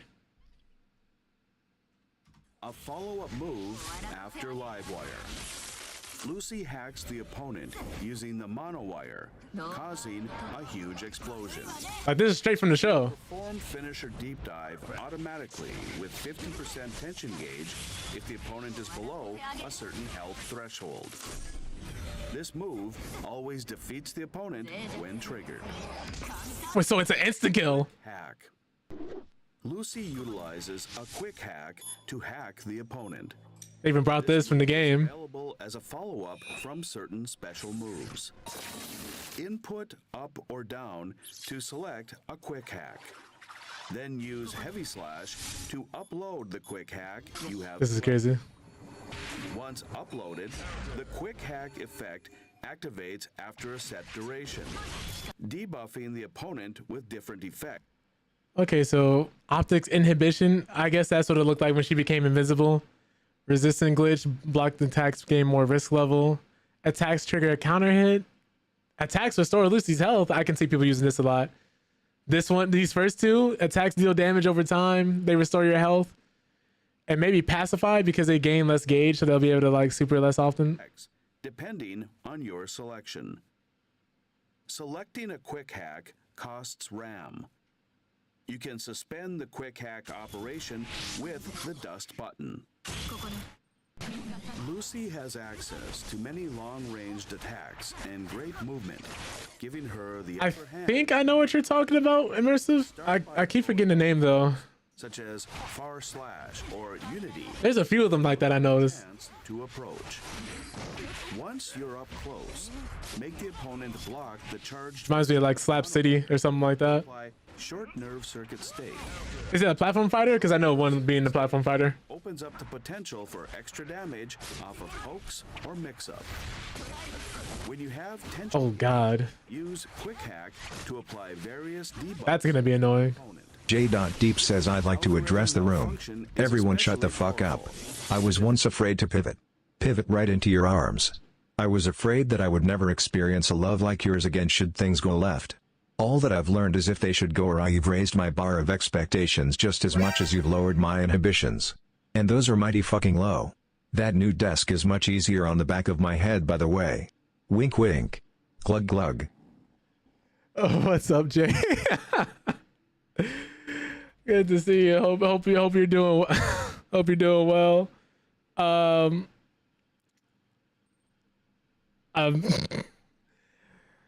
sorry you had to see that, Cam. Oh yes, so Smack Studio was the name of the game I was thinking of. I actually have it in my library. I just need to reinstall it. Like this one, this is really good. This is a game right here. Yeah, I want the world to see it. Oh Lord, that's gonna be really interesting. Imagine there's like 80 people in here, and then all of a sudden Jay comes through with one of those, and everybody's like, "Yo, Mr. Blacktastic, talk about a deep cut. Welcome back. Welcome in. Hope you're doing well." Thank you for the hydrate redeem. I am thirsty. Every hit, a counter hit. Hope you're doing well. We're just going over Lucy and Edge runners. I think this is pretty much it. This is the end of the rundown.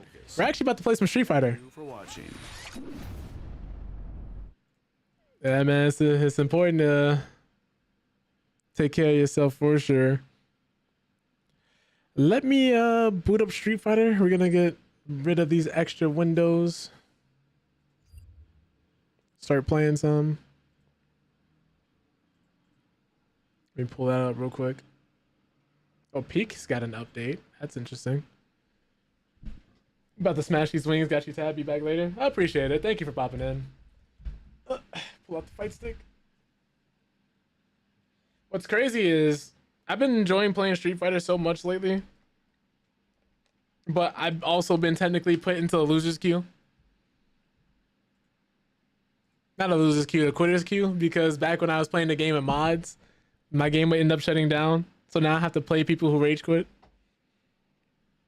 Especially in ranked. I'm kind of been like hesitant to play ranked. You bought 5 copies of Peak this morning for you and your kids and your girlfriend. It was on sale, picked it up for like $5 a copy. That's dope.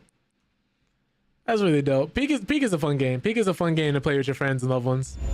Like that I'd highly recommend to people.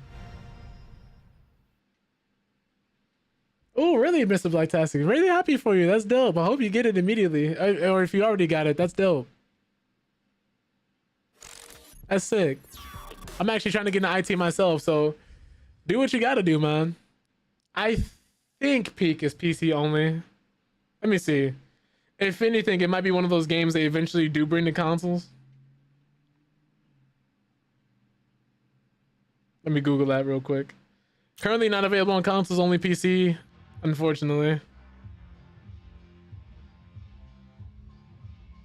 Yeah. That being said, they do have some copycats. If you can't play Peak on here, you can play Peak in Roblox. Oh no. So sick of working in software, hate your job badly, looking for a labor job again that you can stand.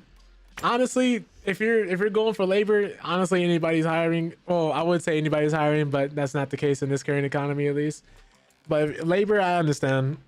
Sometimes you want to get out of software, sometimes you want to get away from the politics of it all, especially if the job sucks. Like I'm trying to get away from my current job and get into IT.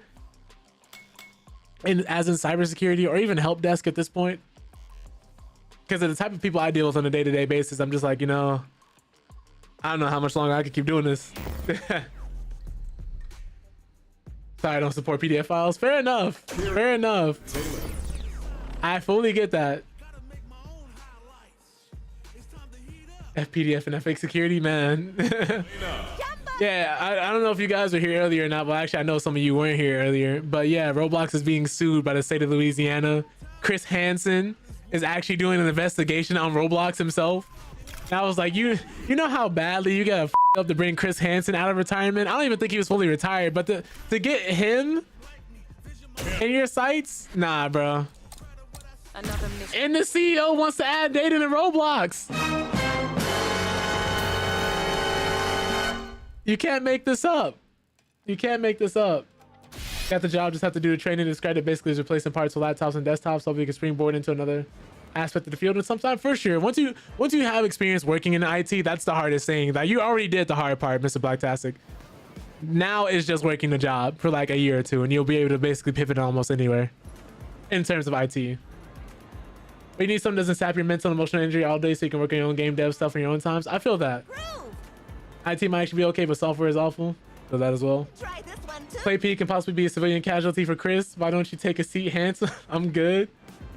Hey, yo. But yeah, nah, Peak is, it's not actually in Roblox Hybrid, just in case you didn't know. Are we looking to get into software? I understand AI is blockading entry-level work as well as the application process, so you kind of, it feels like that for sure. And it can be like that for some. Definitely feel that. Oops, didn't mean to do that. I think that's one of the reasons I chose cybersecurity specifically.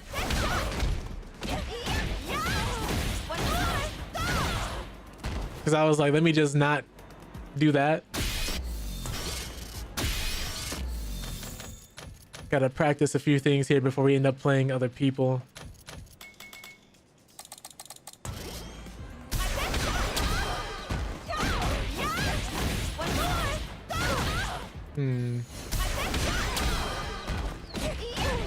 Yeah, if I do that, that doesn't work. Wait.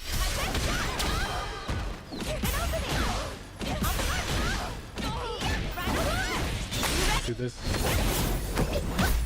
You got laid off in 2023. You decided the only way you'll feel secure is working for yourself. It's like can't even trust an employer these days for your livelihood. I feel that.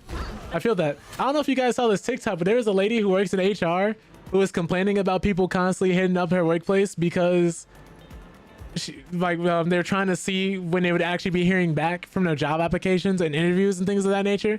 I think it was the most tone-deaf thing I've seen this year to date. And this year ain't even over yet. We haven't even hit October yet. And still so much has happened in just a short span of time, man. It's crazy.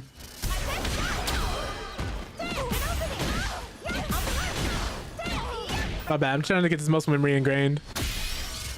I think if I just wanted to do something small, I could do something like this. Or...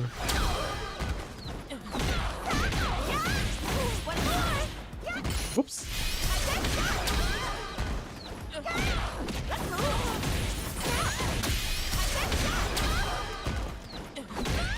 Whoops. I'm having brain farts because I'm trying to remember what I want to do here. That's not gonna work. So where the entrepreneur feels like a more solid choice than working for somebody else's company. I feel that.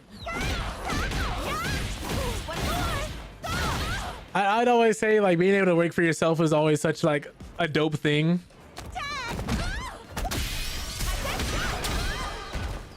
Because of course it's nice, right? You wake up when you want to wake up, you do what you want to do when you want to do it. You don't have to answer to anybody else. Like that's always dope.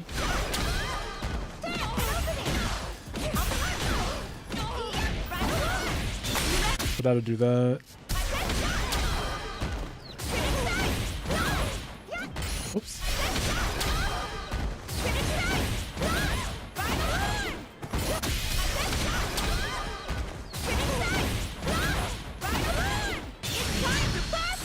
Okay, so what if we do this then?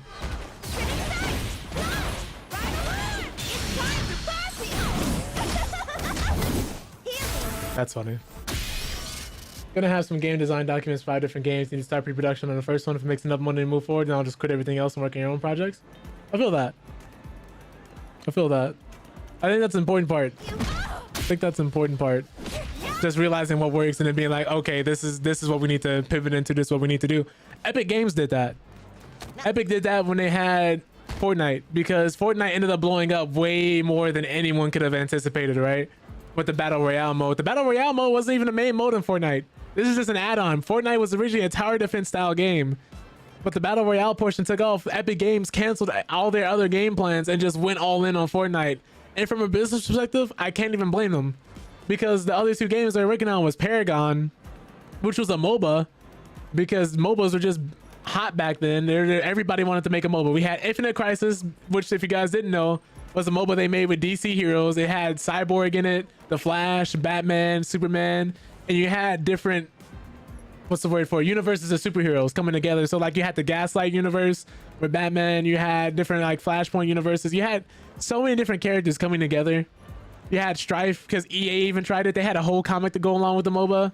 You had side-scrolling MOBAs like I forgot what it was called, but it was made by Korean developers, where you could actually go up and down in levels and fight towers and then win that way. It was more so based around fighting. To the groove. Remember using the beta for that game? It'd be like that. You can try. Indie is still hella metal right now. I agree. Lethal Company, Peak, Schedule 1. Intercept preparation. So many different games like Streets of Rogue 1, which they're still working on the second one. Complete. That game, Kindergarten. A lot of indie horror games too. You can throw out Slop at this point in the indie horror franchise, and some YouTuber will play it. If it's good enough to be memed on, somebody's gonna buy it. I haven't been much of a racing gamer since Burnout. Come on now. Burnout was my I loved Burnout. I really enjoyed Burnout. I had Burnout 3, had Burnout Paradise, went back and got 1 and 2. I played Blur. I played Split Second. I played Twisted Metal. If you see where I'm going with this, I like racing games where you can up the other drivers. That's my thing. I like when it's not just racing, when there's weapons added into it. Jack X Combat Racing. I like those. I like those. Because it's more than just racing. Like I don't really like just playing the racing sims. I do respect that there is an audience for it, and people like those, like Forza, Gran Turismo, different things like those. Hey, I'm fully with The Crew. People loved The Crew before Ubisoft shut it down, which is one of the biggest examples for the Stop Killing Games movement. But Burnout Paradise, like booting it up and hearing like, you know, Take Me Down to the Paradise City, like that is a core memory I have.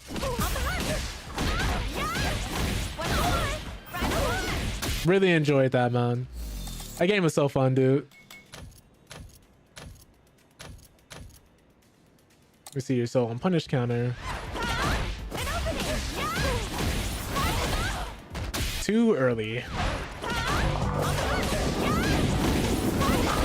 Nice car. Perfect. Ooh.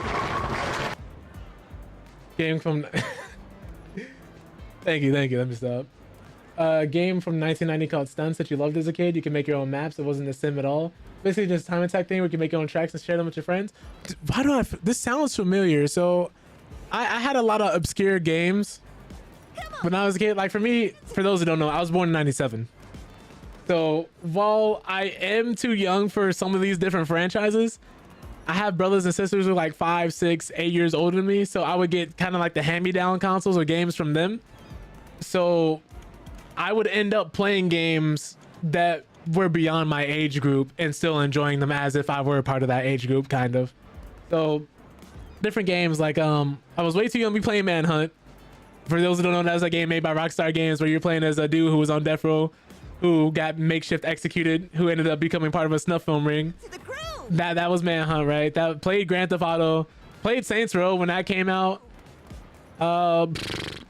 True Crime, Streets of LA and New York City, played those. Max Payne 1 and 2, played those. 25 to Life. Yeah, I'm young. But not a lot of people think I'm older, and I think that's just because of how I act and the way I carry conversations. Like I don't like using certain slang that the rest of my age group likes, and I guess I'm kind of more to myself and more introverted. I guess I kind of trick people that way. Come on now. Get into the groove. But it was really nice. Like it's crazy, man. When basically remake the game but change everything about it, like give it a trademark to make it your own. Hey, that's not a bad idea. If we've noticed anything, a lot of these biggest trends in gaming, like Riot Games, hey, League of Legends, that was made in response to Dota. Valorant, Counter-Strike, Left 4 Dead, Back 4 Blood. That's not the best example, but like Evolve, Dead by Daylight. You know, Evolve walked so Dead by Daylight could run. Get into the groove. Friday the 13th would have been up there too, but they ended up dying off due to a legal battle. Two.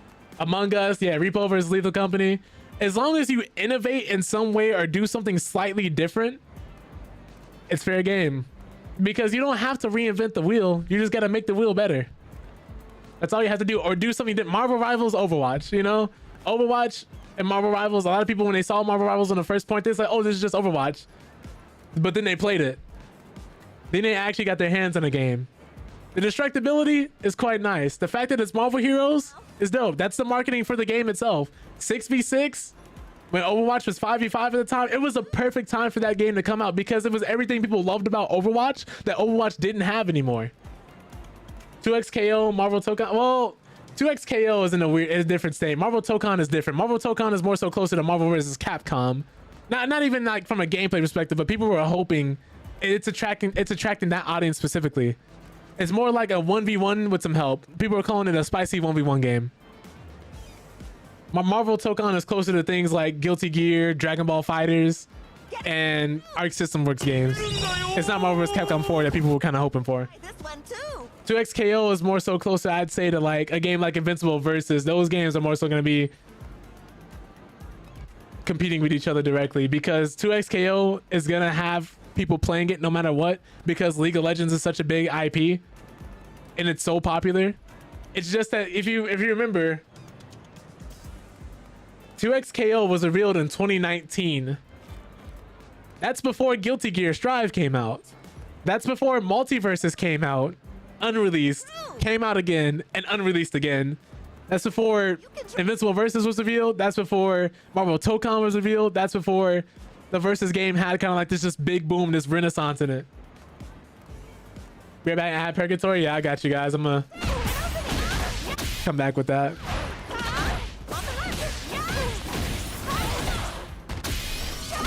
How'd I keep missing that? There we go.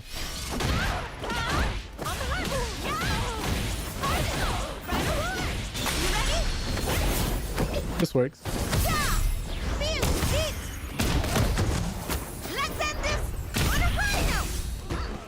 That's a lot of damage.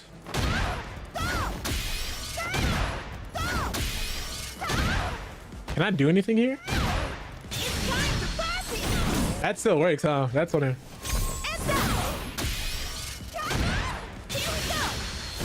Okay.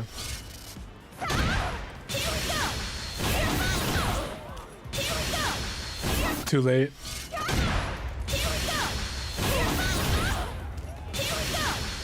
Okay, so that just outright does not work.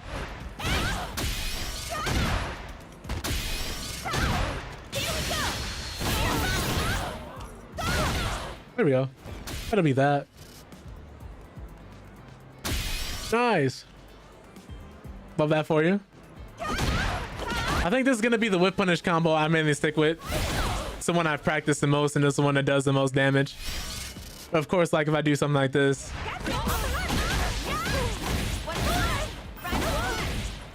Right.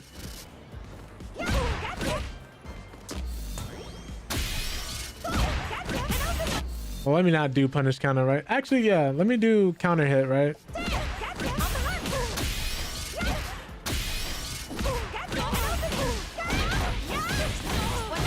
So that works on counter hit. That's cool. Anyway, game dev is gone. Publisher hasn't expressed interest in games for decades, and this title is right for a remake. That's what I'm gonna do. Except now, instead of passing floppy disk around and borrowing your friend's fax modem, that, oh my god, to download new tracks off a Billboard system you have a Steam Workshop. You know what's funny? Like I actually am still, I have memories of using floppy disks, right? Like using actual floppy disk and having to put them in your computer to actually do anything with them. I remember having dial-up internet. I remember having DVDs, MP3 players. I remember having that before smartphones. I remember having a flip phone before smartphones were a thing. And still remembering like some people who were at the time were going around with like the big blocky cell phones. But I still remember stuff like that. Back when people stopped using pagers. I think it's a weird aspect, like being born in the 90s where you're at that point where there was a turn in technology. when commercials had soul and character to them, back before McDonald's stopped customizing their play place restaurants. Monitors and TVs with the fat backs, CRTs. I still remember all that stuff, man. VCRs and VHSs. First computer you played that game on had a 1X CD-ROM drive. Back then you had to put the CD inside the cartridge and put this. Yeah. Really, really crazy, man. Like remembering some of this stuff. A kid's game that I played that I'd love to have a remaster of? A kid's game. Maybe Grabbed by the Ghoulies? Because that man went into a haunted house to save his sister. And he started putting hands on those ghoulies. He started putting hands on anything that was around him. He was not folding. He wasn't for none. It was his hands and feet to everybody. He came in that house for one mission and one mission only. Yeah, or like Blink's the Time Sweeper, if we want to go back even older. Deus Ex, the first one. I think Immersive actually streamed that one time. Immersive, correct me if I'm wrong, but you've played the first Deus Ex on stream, correct? Tamba 2, my god. I definitely want to remaster Jet Set Radio Future. Because we got one for Jet Set Radio. Jet Set Radio 1 has a PC port, but Future doesn't. And I know we got the spiritual successor, Bomber Cyberfunk, which is still good.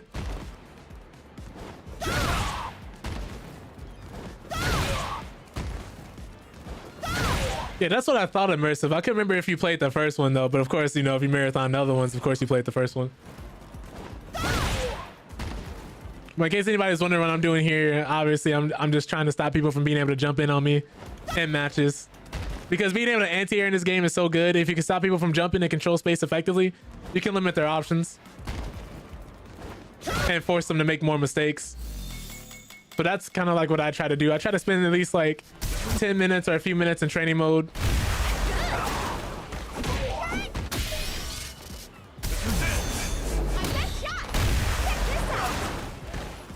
Ooh.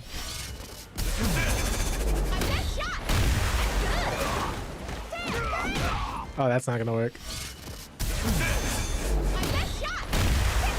I think right now the best punish counter combo I have is just this.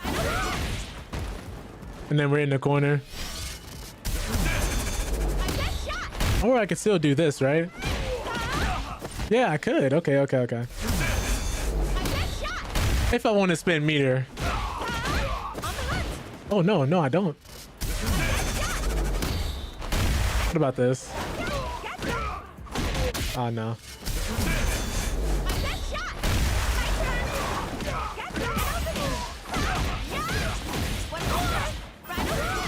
That's actually less damage. Oh yeah, I can. Thank you for reminding me, Hybrid. I forget which version it has to be though. I think I have to do the live version of this, right? Oops. Yeah, if I get in the corner, I definitely can.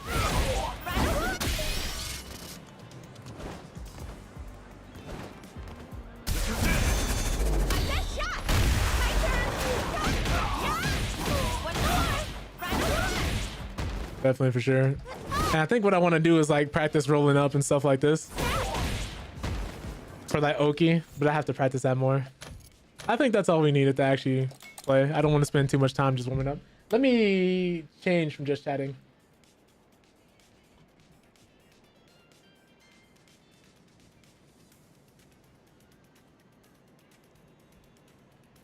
All right.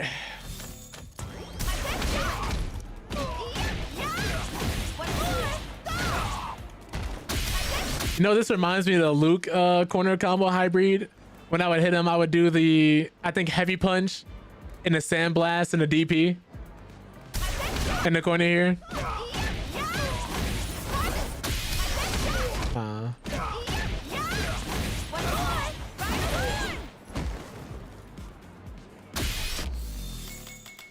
I like how simple he is. I do respect the fact that they put the perfect inputs there so people can just play him nonsensically. It actually has some skill to him.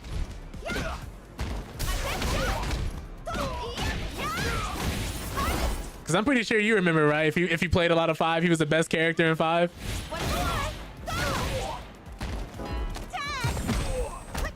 Oh my god. I don't know if I should be doing ranked because I still have this yellow card on me, funnily enough.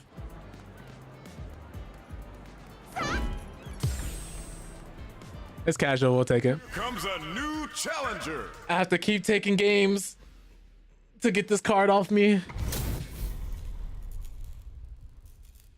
I'm also Diamond 5 with Elena. I didn't expect to get Diamond 5 with Elena. Round 1. Fight. In this environment.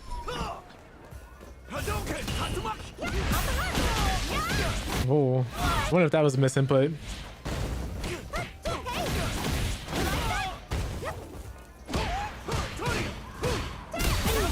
Oh, sir.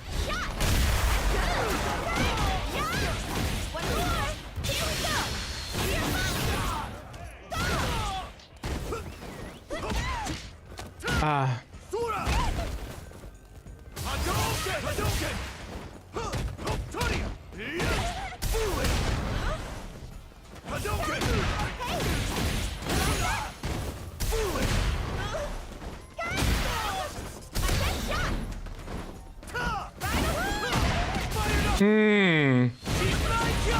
Tried to catch him jumping. Got greedy. Okay. So we just gotta be patient. We have to be patient. Fight.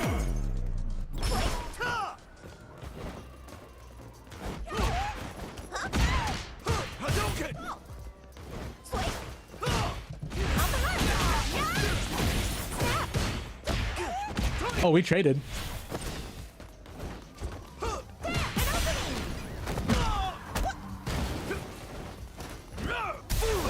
Yeah, we're just gonna wait. No, sir. That's fine, I'll take these.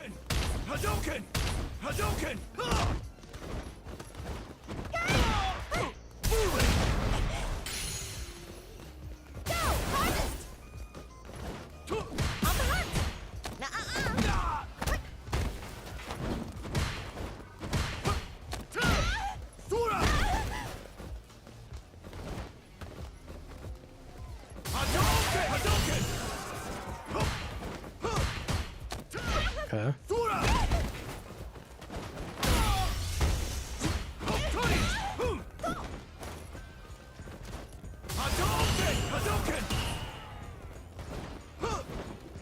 What is he doing?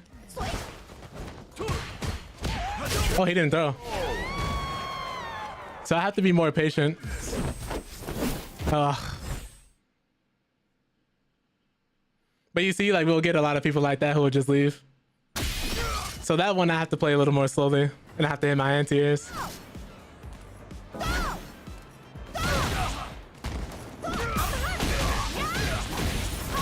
And in the moment when I get people in the corner like this, if they're jumping, one thing I've seen people do, I suppose, is off of whip throw, they'll immediately anti-air. So that's something I need to get used to doing.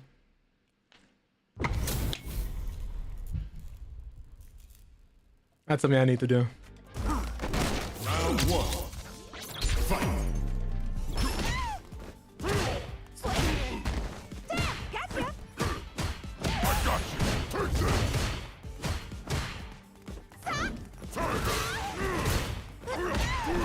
Oof, okay.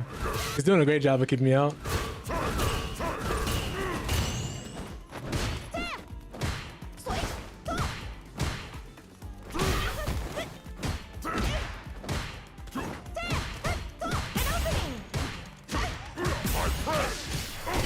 Oof.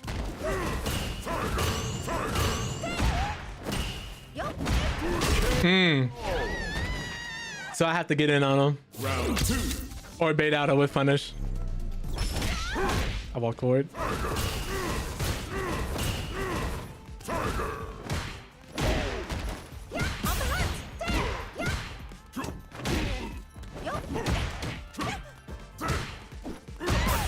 Space and trap. Have to be aware of those. No, sir.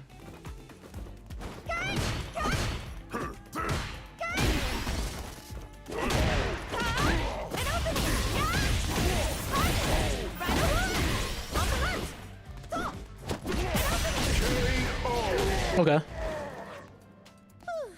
Final round. Fight. Yup. Swing. Damn. On the hunt.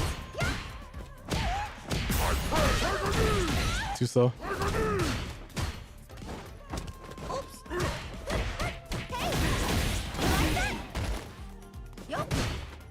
Swing. I got you. Pistol. Go.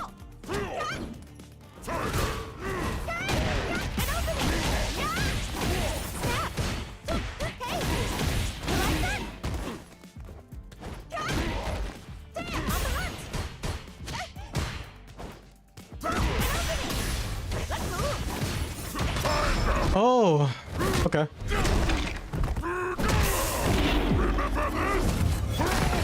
You think he'll throw a fireball? Ah, I bet everything when I didn't have to. Sagat wins. I was hoping I would catch him slipping.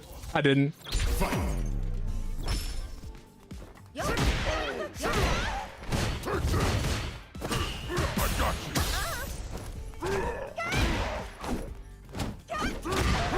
That's a spacing trap.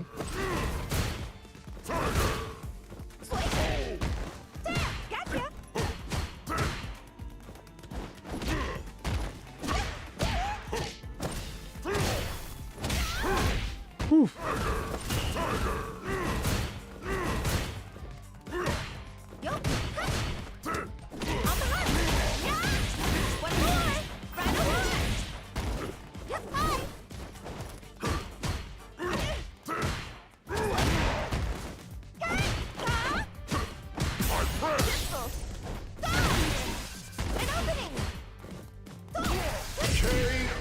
All right.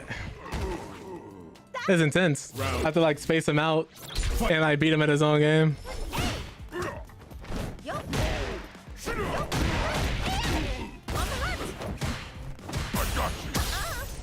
Get your filthy hands off me.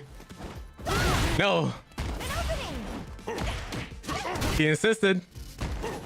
No.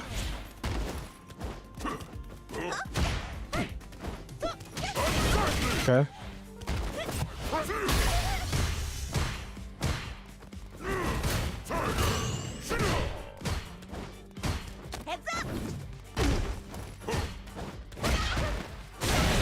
I'm surprised he hasn't like stopped me from doing that yet. So we gotta practice anti-airs. Thank you. I have to keep playing people with cards, and what's crazy is every time this happens, I don't know if they'll be a good person or not. Oh.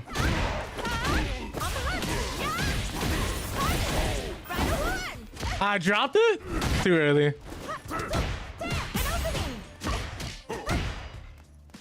Think he'll jump? Ah, messed up the input. That's cool. No.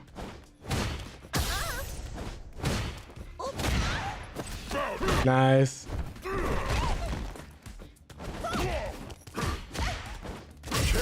I have to anti-air. He's gonna test my anti-air, so I have to do him. I have to just space him out and wait.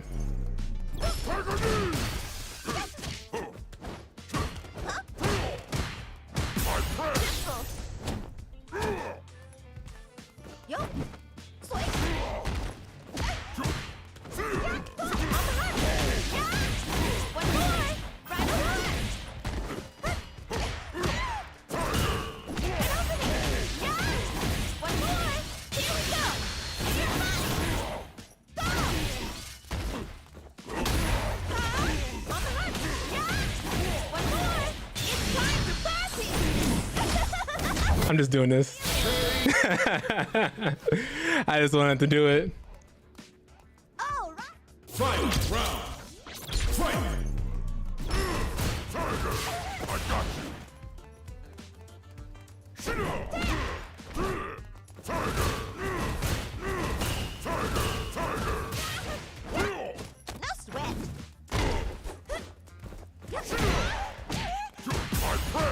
Oops. Oh, I have to be careful there. Okay. Heads Meaty DI is crazy. An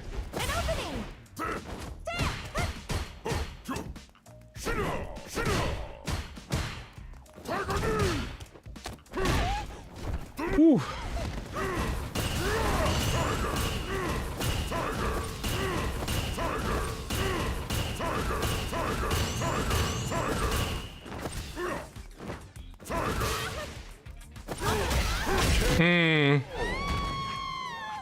Sagat wins. Let me figure out how to better fight him. I need more experience fighting Sagat.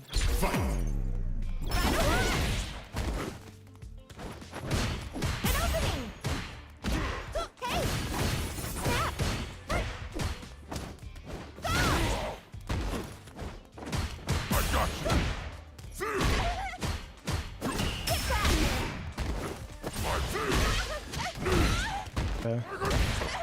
Snap. No. Yup. Thank you. Okay. Uppercut immediately, huh? Little too ambitious with that one. One more. Yup. Oh. He shot for the moon and died for it. Ah, thanks. Round 2. Trying to have him get blocks. I keep forgetting I can punish him for that. I think he was just doing the input there. Oh my goodness.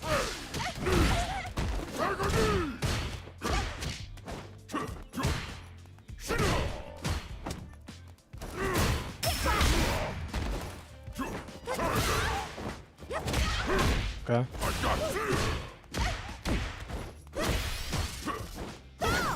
Oh, because he was already above me, I had to cross cut there. He wanted that. Some crossover combos still thing? Yeah. Crossover combos. Cross cutting for anti-airs.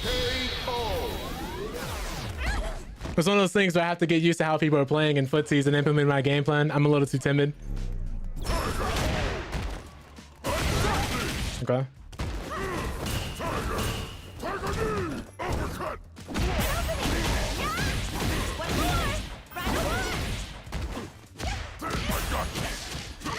Mash and wake up immediately.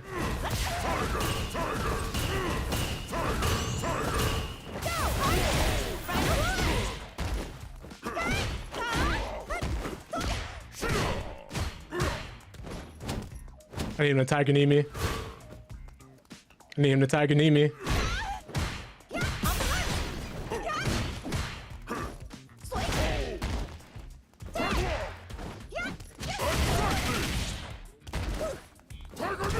You're dead.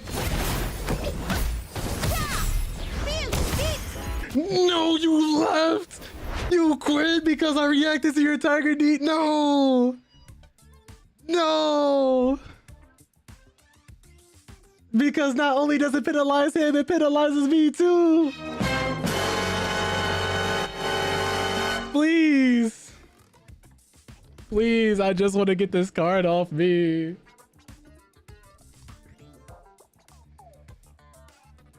Not like this. Not like this. Please, not like this. Again, for those who don't know. This bitch. What's up, Tone? Appreciate you popping in. Them physics though, you see. what is it? Hold on. Can I find it? Can I find this clip? Can I find this clip? I might have saved it on Twitter.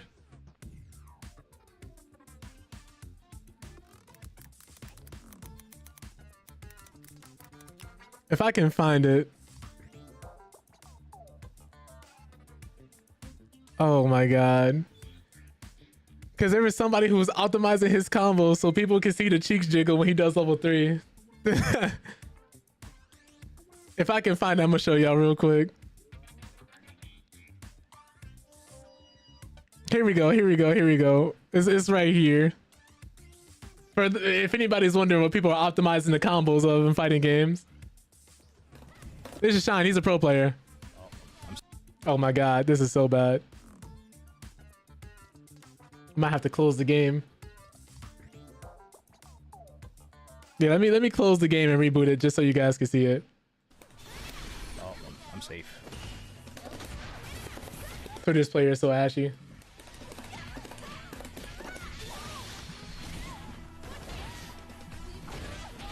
Bruh, I should have done level 3 so you can see the butt cheeks jiggle at the end. Y'all heard him? At the end. You can see the butt cheeks jiggle at the end. He's playing in Kimberly with the what is it, swimsuit mod on. Not swimsuit, the new outfit they released. But that's hilarious. But yeah, Tone, as you can tell, I've been getting better with Elena. And one of the things you can do is react in a Tiger Knee with her level 3. Anti-airing people with her level 3. Reacting to fireballs with level 2. Comboing into 2 level 1s if you do it from the right move. And then ending that with a DP. Street Fighter 6. So that's one of the things. That's why I said I just need him to Tiger Knee me, because I was going to super. But unfortunately, since I still have this card by my name, I'm stuck fighting people like that. And every time they disconnect, it penalizes me, so this card stays on me for longer. Which is why I've been running casuals, because people like this are less likely to quit in casual, but unfortunately, it'll still happen.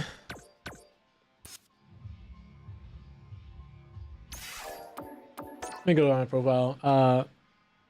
We'll have to block him. Because it's gonna penalize me further. So I can't risk playing him again. He played well. He was playing better than me.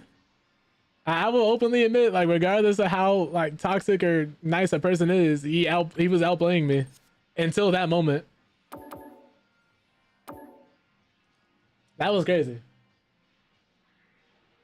Hey, 20. I was Diamond 5, then got down to Diamond 4, and I recently got back Diamond 5 again. Well, I say recently, but it was like a match or two. It took me to get back into Diamond 5. I'm trying to see if I can get the Master. She'd be my first character in Master. But yeah, if you have decent fundamentals, you can get the Diamond and Master rank off of just knowing how to anti-air properly and like having decent fundamentals. Let me customize my profile because I don't want people coming in to see like my rank and stuff like that, and then immediately seeing like, oh wait, this guy streams, and coming in here being toxic. I forgot how to customize it though. I don't even have any drive rush combos. Oh, well, I can teach you a basic one.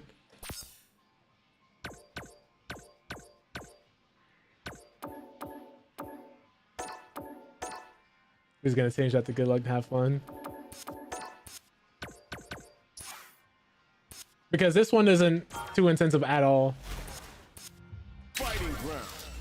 I played like 30 games of casual with a friend the other day. This card is still by my name. Nah, for real. What is it? People playing OG Street Fighter and Tekken, they say take away the drive meter, take away the heat engagers, keep it base. Lily. Elena. That's why I catch people saying a lot. Dance up a sweat. Blanca. I'll show you strong. It's just crazy to see this, man. Because I'm having so much fun with this game, but the quality of matches I've had have dropped dramatically. But what button do I like to whiff punish with? So the button I whiff punish with is crouching medium. Definitely crouch medium. Just because it leads to this.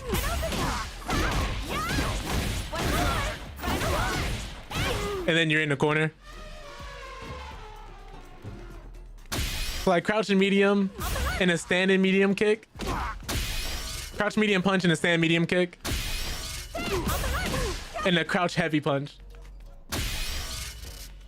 But what you could do is, even if you don't want to use that one, like if you just are whiff punishing just for the sake of whiff punishing, standing heavy kick and standing heavy punch. If you know they're gonna whiff badly. Because off a punish counter, this is what you get. Off a punish counter with standing heavy punch, you get a full drive rush combo. And then let's say you go into the corner from that, right? Oops, if you don't drop it like I did.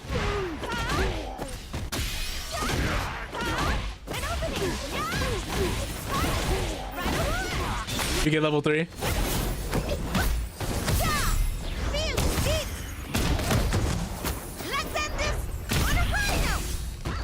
I don't know if that's optimal or anything. I think that's what helped me.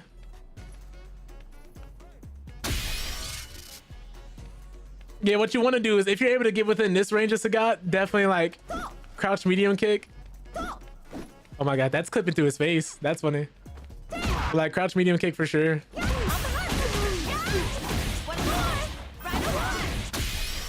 Different stuff like that. Because what you can do is once you're in,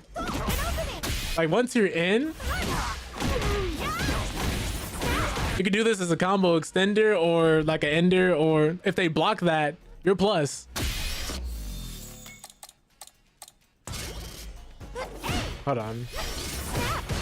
If they block that, you're plus. So you could actually go into crouch medium kicks again. And if they drive impact after crouch medium kicks, you know, I mean, not crouch medium, crouch lights. You can react to that with your own drive impact. I will say though, this move here, like this loses to drive impact though. Sometimes I like to do standing medium kick as well when I'm not fighting Sagats. Because on punish counter. Not that.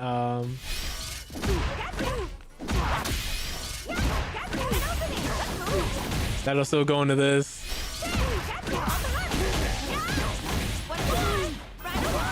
Or this.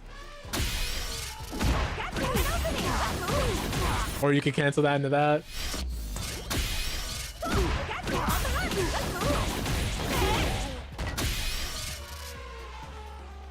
And it's really like useful for those moments where like you're walking back and forth like this and you can't reach with this. This will be like your next best thing.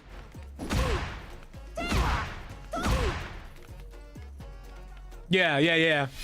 So like either crouch medium kick or standing medium kick when people are approaching. Just be careful though, because you can't cancel the first standing medium kick on you can't cancel the first standing medium kick in the supers or specials. You have to do the second one. You have to do the second one. And keep in mind, if you're doing this randomly in neutral and they block the first hit, they can duck the second. So if you're letting this rip randomly, you want to be careful because they can duck the second kick.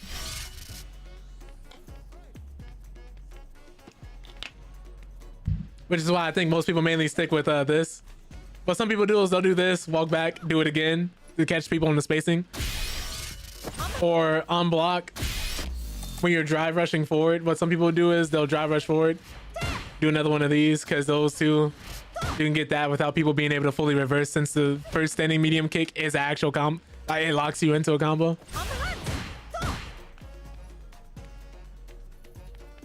So that's something I like to do. Or something I was doing. But you just want to be careful, because if you don't space it out properly, that second one will whiff. So like what you could do is like that and like shimmy. If you've been doing this a lot and you try to throw or something, or you do this in the throw, because that's how you can get your tick throws going. Standing medium kick, if you're close enough, of course. You can tick throw with that. This, if spaced out properly, they actually won't be able to punish you, because that's -2 instead of -4. If I do it from here, I'm getting punched, but if I do it from like here, it's only -2.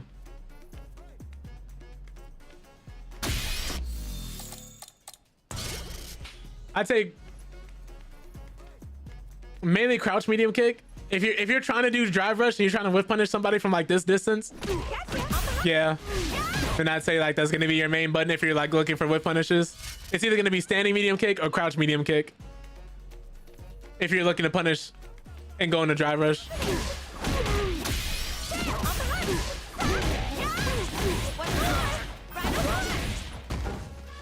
It's gonna be one of those two. If somebody whiffs a DP, in your face, it's almost always gonna be this combo.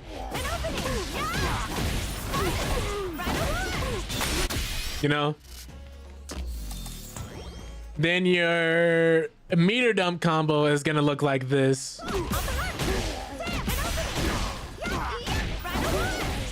This is you spending all your resources.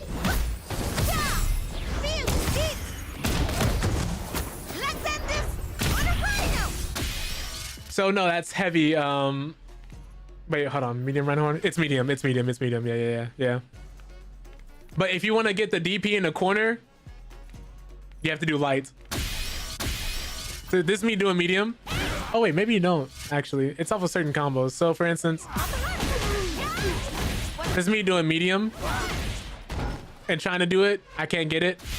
But if I do light, oh my goodness. I gotta be faster with my inputs. I think I'm just being too slow.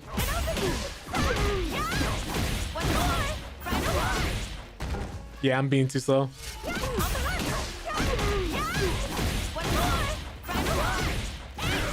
Yeah, so that's me doing light. I'm gonna try and see if I can do the same with medium.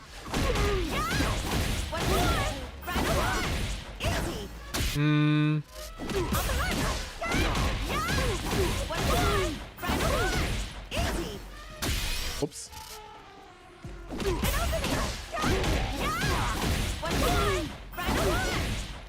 Yeah, you have to do light rhino horn into light DP or medium DP. Let me see. It's me doing light rhino horn, light DP. Let me try the other one. Light rhino horn, medium DP will whiff. Let me see if heavy hits. Light rhino horn again. Yeah, no. You just won't. I don't even think heavy will come out in time. So, yeah, if you're doing a combo ender and you're rhino horning into the corner, light rhino horn, light DP. But this is typically how the combo looks. Also, if you don't want to do the stand medium kick into the drive rush, because it can be inconsistent at times if you don't space it out properly. Like this is me doing it way too early and it didn't combo. But if I do it on time, it'll combo properly. Just a little bit of nuance there. But if you just want to keep it safe,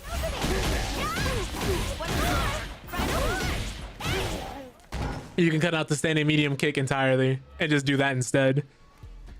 To cut out an extra button, cut out some extra mental stack in there.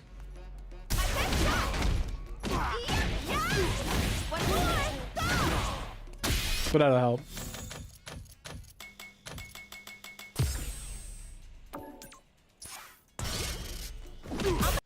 But typically the actual combo I like doing is this one.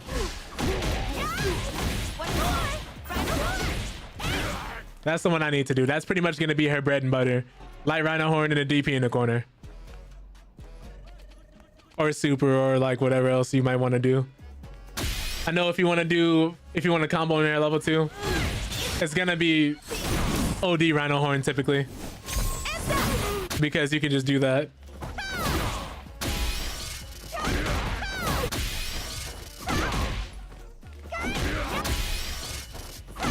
Yeah, it's light.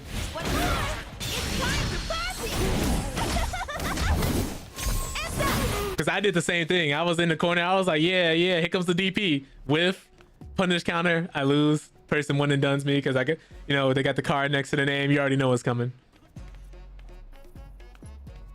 So it's just little things like that. I know one thing too is like if you have somebody in the corner and you just want to pressure them a little bit, they're not going to wake up and DI you. If they don't do it, you can do one of these. What's the word for it? Brian F has a really good video because I use some of his stuff from his video to actually learn the character. Here comes a new challenge. Because he straight up will teach you the cheese and then the stuff if you want to be fundamentally sound.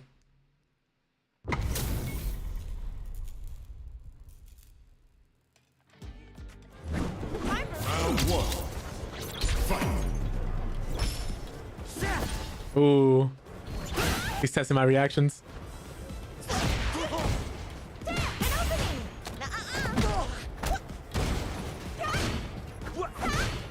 So you see how like I immediately fished for the whip punish there, didn't get it? That's kind of like how you want to be.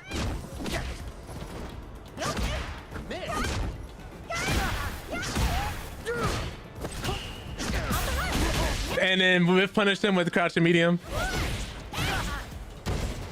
Got you. Now we're gonna drive rush and immediate that.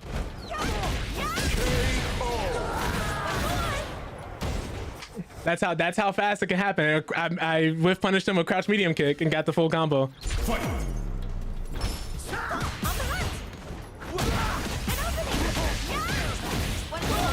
I want my meter back, so I'm gonna do that.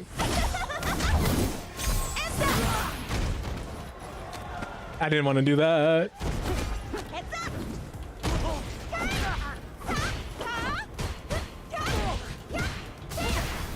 You see how I'm like pressuring him? I don't have to do much here.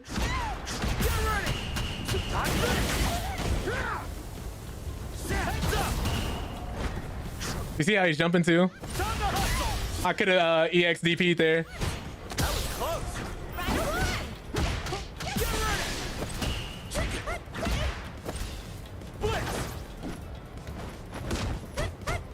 He's looking for the super. You see, I could have whip punished him if I was better. If I was Punk. I got the sense he was waiting for the DI when he didn't immediately jump. He didn't run. And he was buffering. He was buffering his super, I think. He doesn't know. I don't know what I'm doing yet fully. But you see like how like...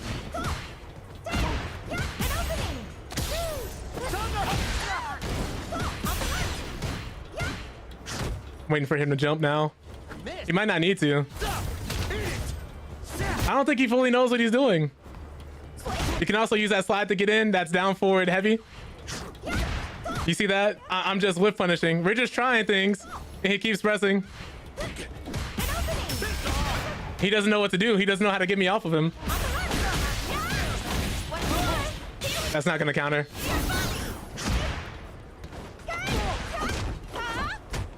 He doesn't know he can whip punish me too after that overhead misses. So we can take advantage of his lack of knowledge. We can take advantage of this brother being miseducated.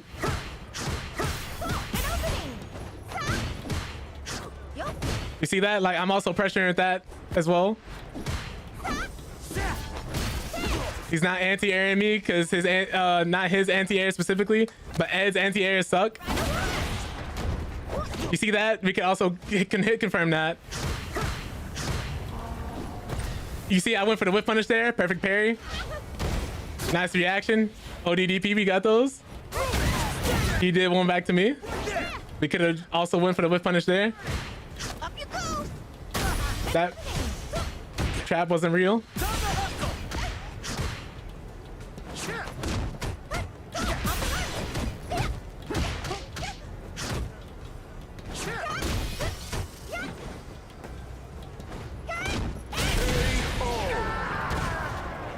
So like we're scrapping right now. Oh, good love.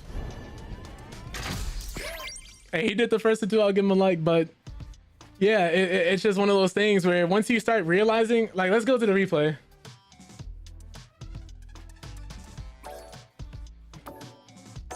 Like I can tell you a little bit more about my thought process and situations where crouching medium kick and throwing out those buttons actually did work.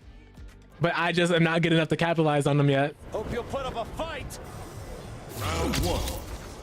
Fight. So, you know, let's take this to the drawing board, right?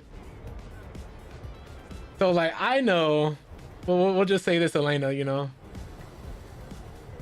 long hair, don't care. And we'll say this is Luke. But we'll give him like that little bit of edginess, you know, that comb over, right? From the front. I know that he's standing here and he has his psycho chain snatcher, right? Which is either going to be working as his anti-air if he goes in the stance. It's either going to be coming in as a low, or it's either going to be coming in straight through the middle, right?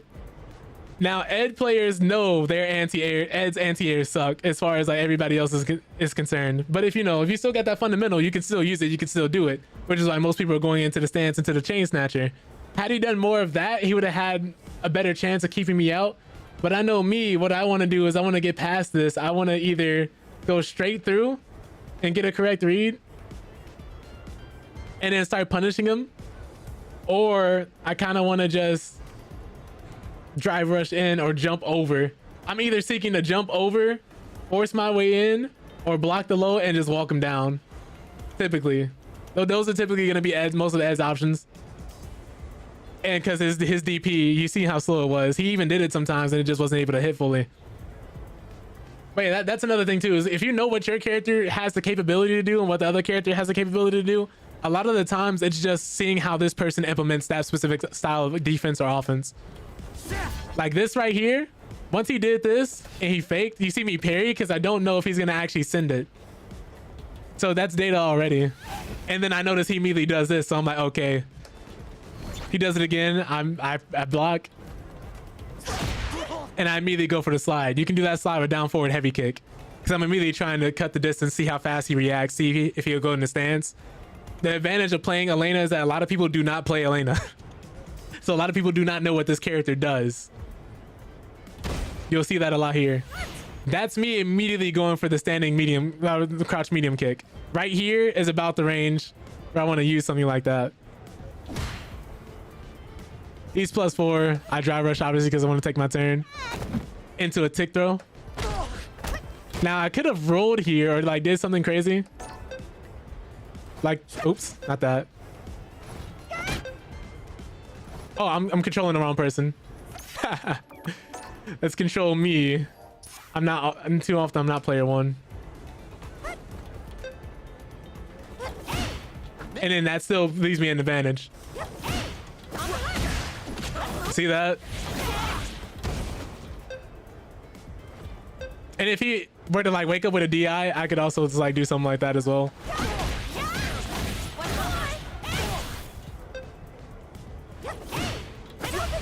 Or like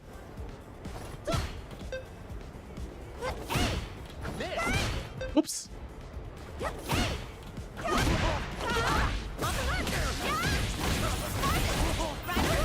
And then he's really hurting, right? And if he were to keep jumping in the corner like that, I would just DP. Like you could either do that, you could roll into a fake and then shimmy him like this. Because some people, once they realize you want to roll and they want to fight against it, but of course you really have to be careful.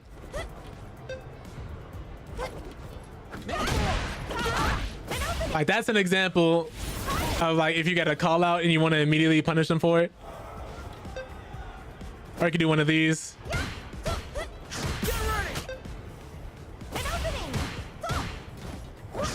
Try to whip punish them. Do this, walk back. Or even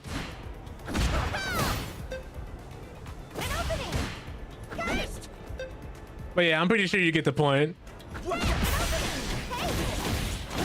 And this isn't even like anything optimal, anything crazy. But like even if you didn't want to do this, if you're close enough after whip punishing with that, you can heavy DP. You can also super. You can do quite a few things from there.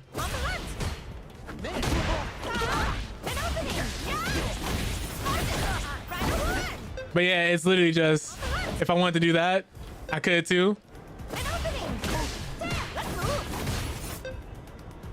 Drive rush overhead, walk up, he backed up, so could go into a combo.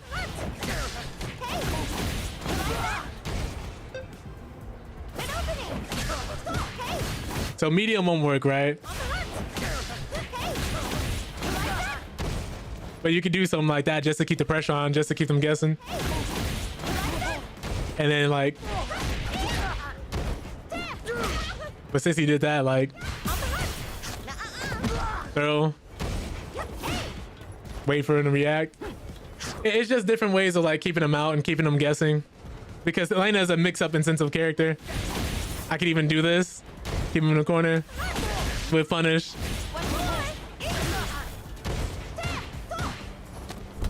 But yeah, you get the idea.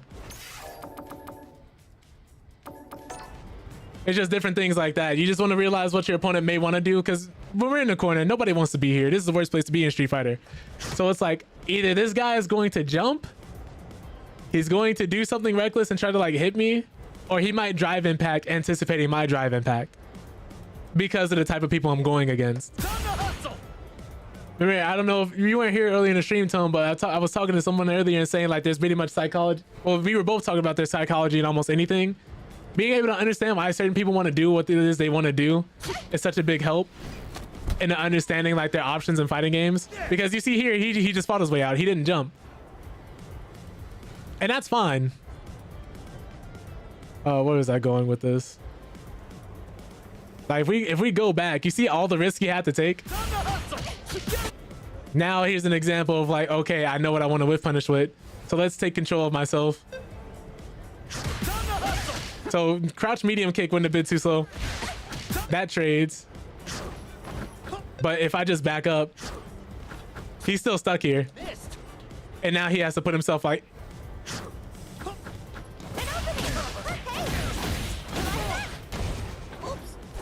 oh yeah, this is a good example of this too.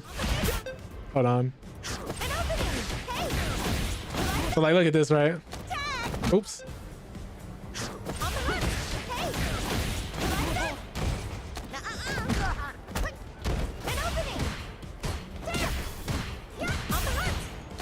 We can just keep pressuring him. But yeah, there's a moment where he jumped. If you ever whiff a throw and they're in the corner, you have enough time to DP. But welcome back, Mr. Blacktastic. Just, what was I gonna say? Tone and I going over some tech for the character we're both playing.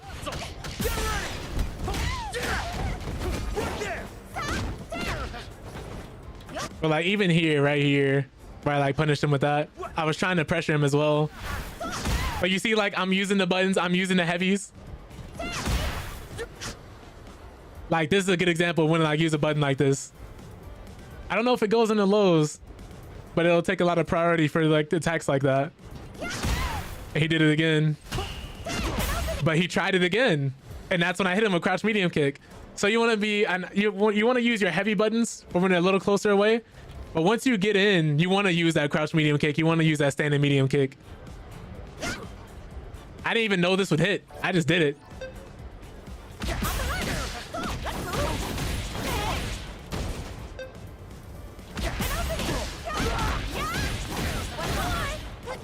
And then I could spin in the pressure. But yeah, that's the main thing. That's what you're gonna be looking for the most part with Elena. Space them out, punish them, get in, make them guess. Sometimes when you're comboing them, you want to make them guess too.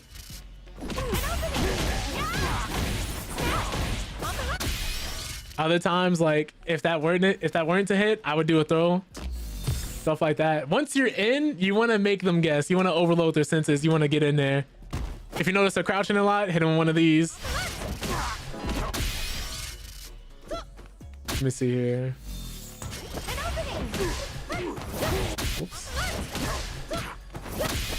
I don't know what to combo this off of though. Because this isn't gonna reach. That's casuals, we'll take it.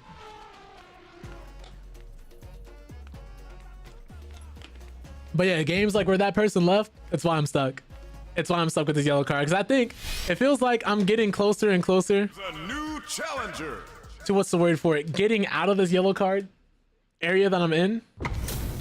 And then I run into somebody, they leave, and I get penalized again. And I feel like they add on like 5 or 10 more matches that I have to play. So like, yeah, like right there, she did the same thing. She just got the better trade. Did immediate crouch medium punch. Roll. She DP'd, so we won't be doing that again. We didn't DP last time. She woke up supered. Okay. So next time we should drive reverse out of that. But you see how it's hectic and we're immediately trying to take the fundamentals with us? She baited the DP. Nice.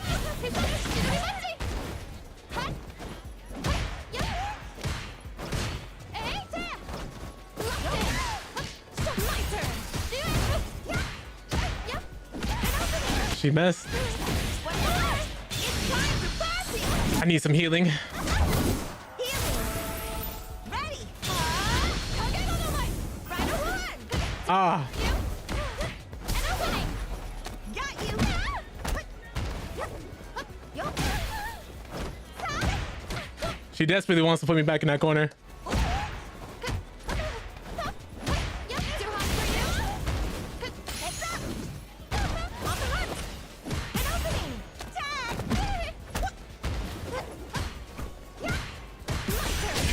Oh, she pressed. I could have DP'd. If I DP'd, she would have died. Ah, she quit.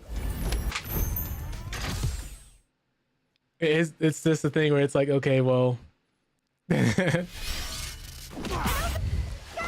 Takes us like 5 minutes to find a match. We get one and done, and then we get stuck. But yeah, that'll happen.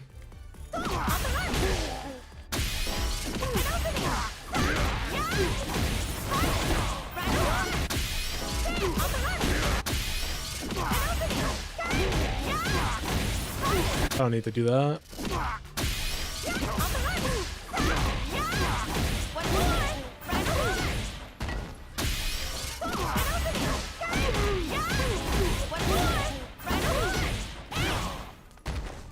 Okay, so it's in between that animation. I wish that comboed. What's this? No.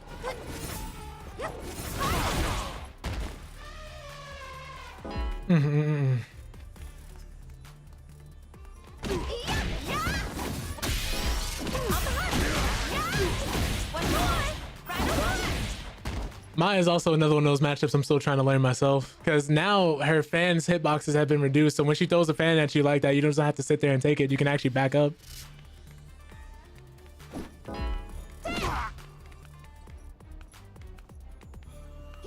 So weird. But yeah, within a certain range, I think if you also want to check certain people's drive rushes, it's gonna be light kicks, crouching light kicks. Maybe even standing. Maybe because these are 4 frames. This is 8. This is 6. This is 12.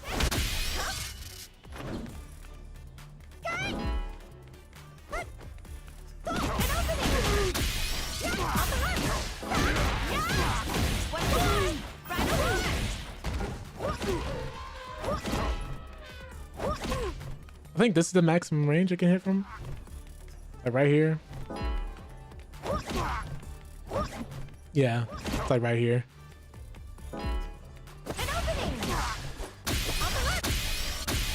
I'm trying to get us a better idea of like what to do here.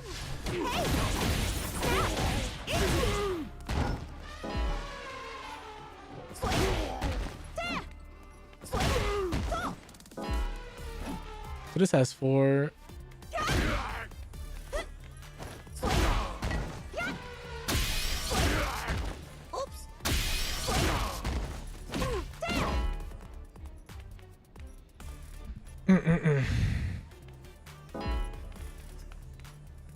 So every time you guys hear that notification, it's just as simple as somebody's like declining the match, but you get a lot down here, which is very weird. Like I would just like to get into the minds of some of these people we're going against. Not even saying that they're necessarily bad people, but just like the people who kind of sit in the matchmaking queue and decline every match they get.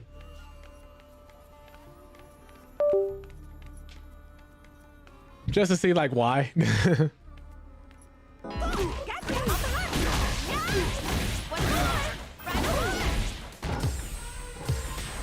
comes a new challenger. What's a guile?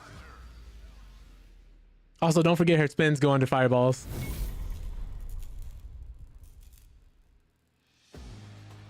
Round 1. Fight. Blade. Locked on.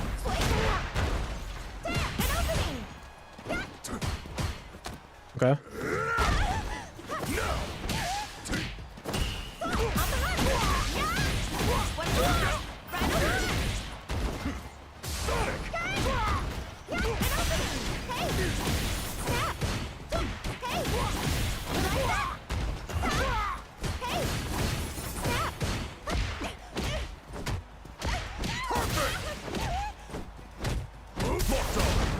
What is he going?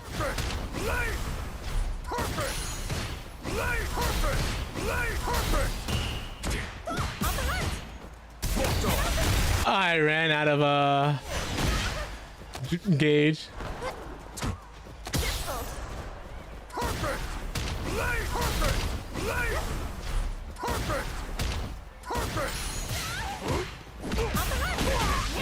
Whiff punish or crouch medium kick, man. Or crouch medium punch. All her punches are kicks and her kicks are kicks.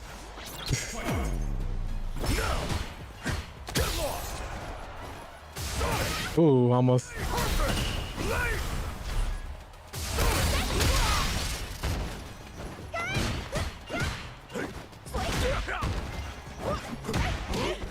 I didn't have him in the corner, so I shouldn't have did that. So next time I know to drive rush and keep the pressure. We want to bait out his DPs. We want to give him a reason to DP.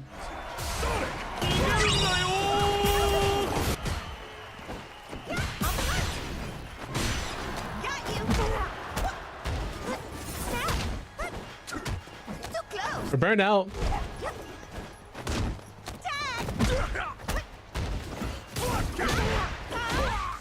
Oh, I could have killed him.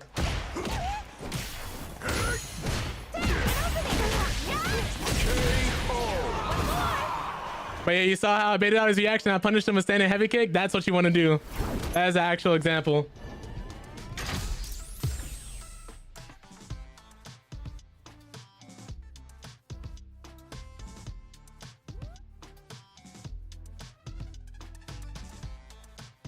He played well. I think we just had a better game plan there.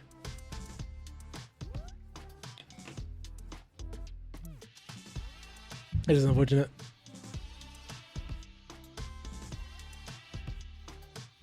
But yeah, that right there.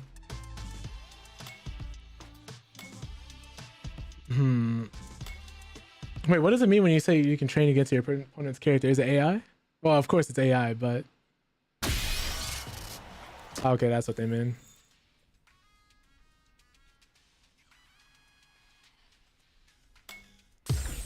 I don't know, man. I need people I can actually play. I can actually fight against. I didn't actually want to... What's the word for it in replay? I just want to look at the profile.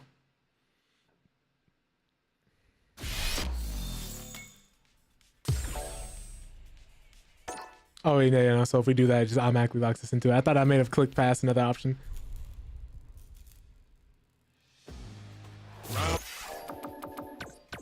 I don't think we can... Yeah, no.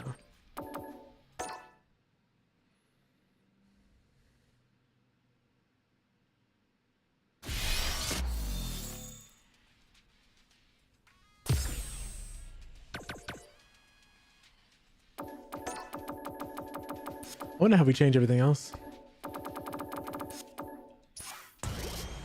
There should be like an option for our player cards, if I remember correctly.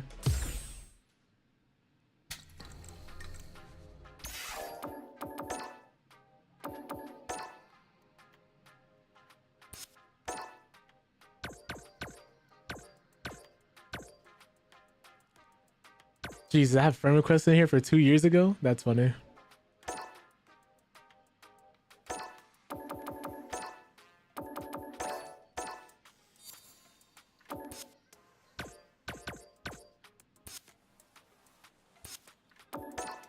I'm gonna change this up.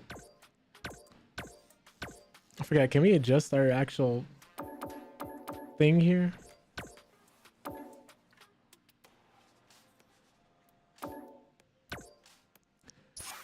I don't know.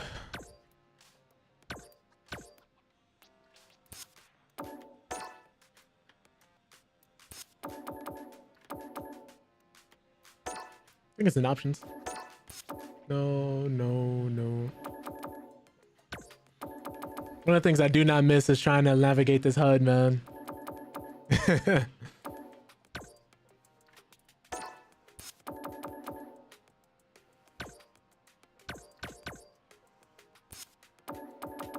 Yeah, so it's got to be somewhere in here then.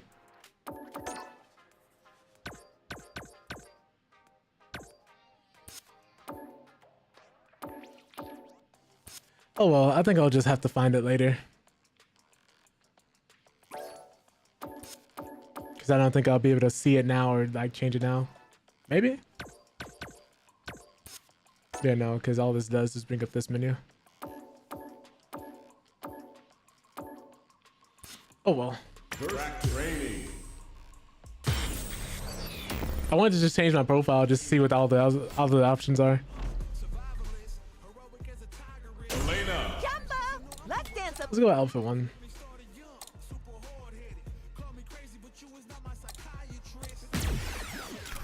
Zangia.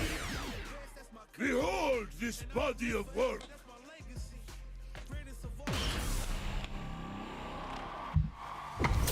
I got to handle your dog. Oh, welcome back, Hybrid. Yeah, we went against a Guile who also quit. We ended up beating him, funnily enough, and he just left. Said, "Oh no."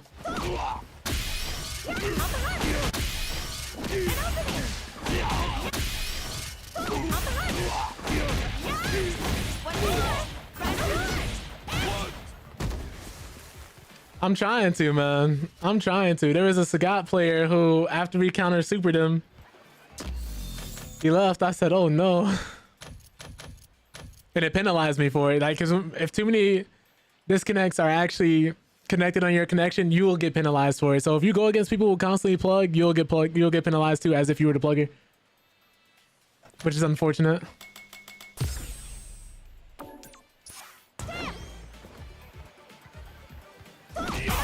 Man.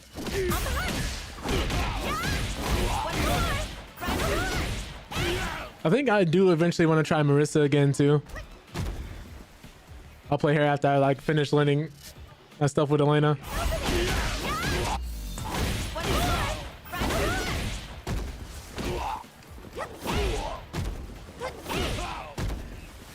I just want to make sure coming back to this character feels like riding a bike, because that's how it feels with Marissa. Certain combos and stuff are just ingrained in my muscle memory to the point I cannot forget them. And I'm trying to get like that with Elena, which I'm pretty sure I'm just about to be like that. Do battle hub matches not count? I know we played a few in the past and it didn't fully like help. I know custom matches don't count, but I don't know if battle hub ones do.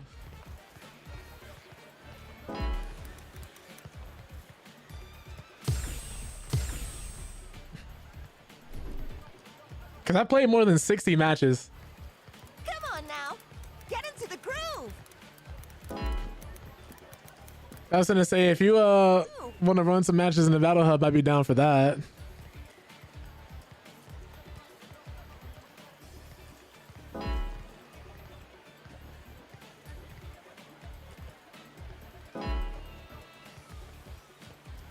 Yeah, if your opponent disconnects during a match, it doesn't count as a completed match for your progress towards the card.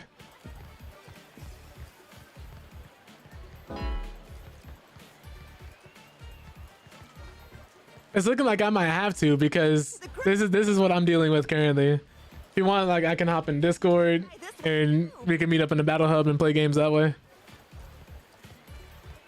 Cause yeah, like we're not making it out the hood with this one.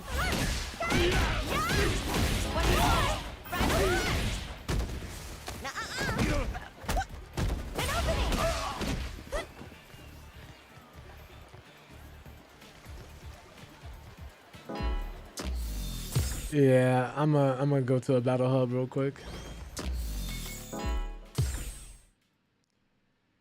It's so weird. I want to buy her third outfit. I think her third outfit is her best outfit. That's the one I should have got. I'll join wherever you go. Okay. Arcade. I forgot you had to go to the actual hub. Battle Hall. I forgot this. Europe?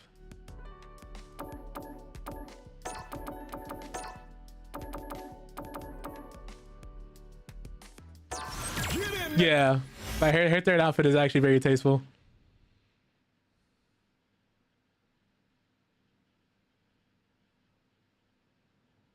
Hello, Rockstar. I just got jump scared. I forgot this character was here. Here's the theme. Oh wow, they're actually promoting the Esports World Cup event. When does it start? I think it starts the 20th, yeah?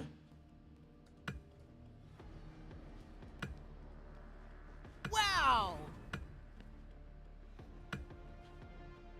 Right. And then? Okay, then. Let's see here. Who do I want to vote for? Because I actually seen a lot of these guys. Riddles has come out of nowhere, it almost feels like, because he's actually been putting in mad work with Terry. I actually like that they have. I was going to vote for Minna. I think I am going to vote for Minna because I really like Minna. I met Minna in person. He's dope, people. Goichi, his gameplay is fire. He's really good. Tachi, oh man. Like there's a lot of good players on here I'm seeing already. Nephew, of course. I'm not familiar with everybody. Dual Kevin is also good. Idebashi, of course. Bon-chan. Now that Sagat's back, I think he's going to be even better. Yeah, here goes Minna. Ending Walker is dope. He's one of the young players who are really good. Angry Bird, no introduction needed. Punk, famous for his whiff punishes as he is his Twitter outbreaks. Phenom. Shine. Oh yeah, I'm glad they put Shine in here. I didn't know he was in the EWC. That's dope. Shine's cool, people, from what I've heard. Big Bird, same thing. I think the pro players I catch kicking it the most, I think, are like Big Bird, Angry Bird, like Punk. Whenever there's like a big tournament, they're all there. Like I always see like Big Bird, Angry Bird, Punk, Minna, like Shine.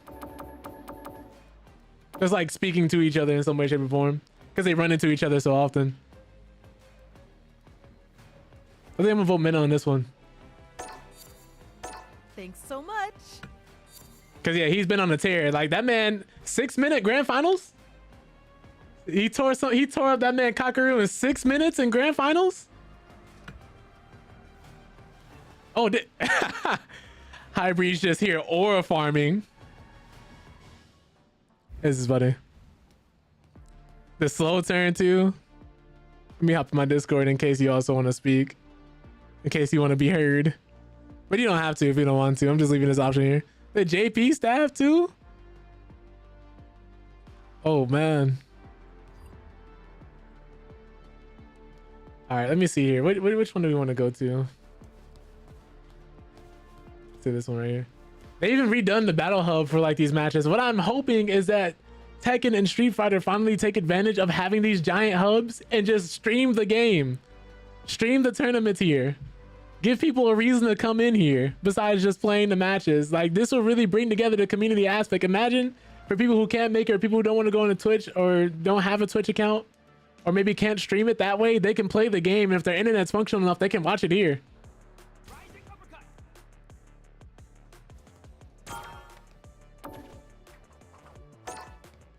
And then over there shadow boxing, ascending to another plane. That's funny.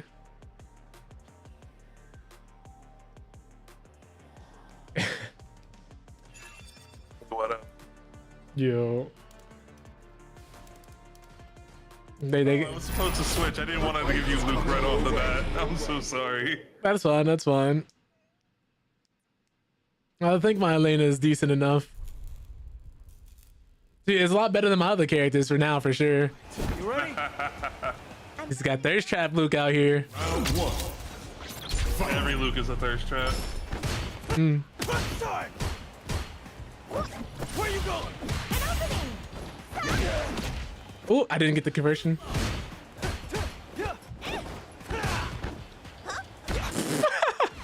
Enjoy the trip.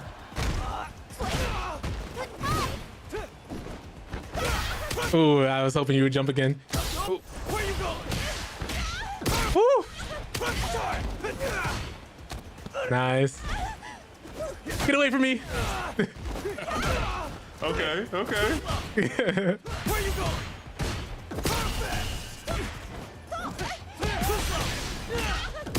No. This is your corner time. Nope. I insist. No, no, no. No. No. Really, truly, I must insist.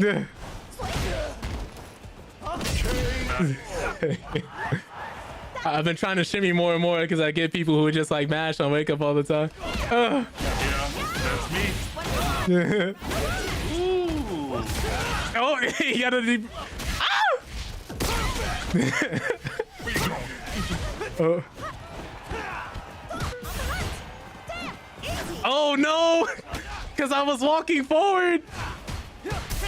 No! What's up, Dre? Hybrid and I are just playing together here, trying to get this yellow card off my character because I'm getting punished for essentially having mods.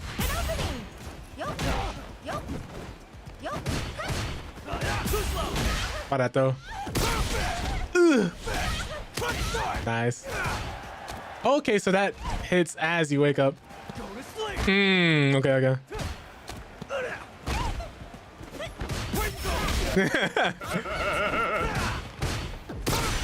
Oh, I didn't have the meter. Oh man, reactions. Oh man, reactions. Hey. Oh man.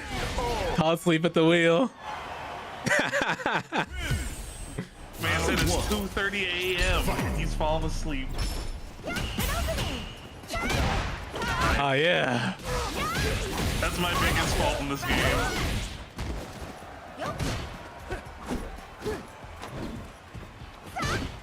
Where you going?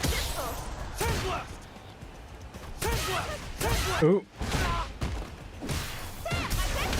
Ooh. I dropped the combo. I had it and I dropped it. I've never actually hit in the match before, so I was unprepared. Ooh. What'd you parry it for? Oh, I forgot it's a tick throw. Oh, I'm plus, but he pressed anyway. Ah, that was supposed to be EXDP. You would have died. What's up, Nia? Hybrid and I just playing some friendlies. Hey, Nia. How you doing? I got corny jokes on the ready for you. Come here. Oh? Oh, yeah. Doesn't respect my DP is crazy.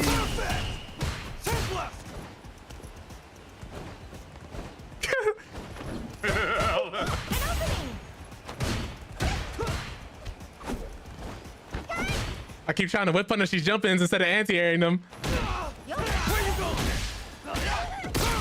Oh, that's gonna hurt. No. Oh, you. Ooh. Nice. Don't jump. Don't do it. There you go.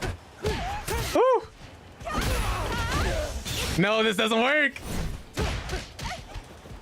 No, no, that was supposed to be anti-air. Oh. Round one. Fight. How about jump? Ooh, wrong one. What are you aiming at?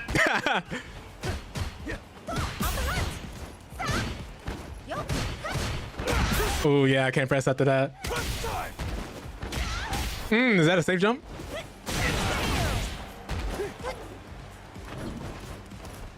Woo! Ah, I thought I had it right. Ooh. I would have died anyway because I tried the super there, but her level 1 is not invincible. Oh, I didn't know that.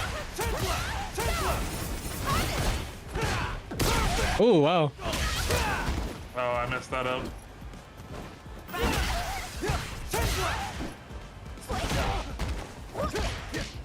Ooh, not enough frames.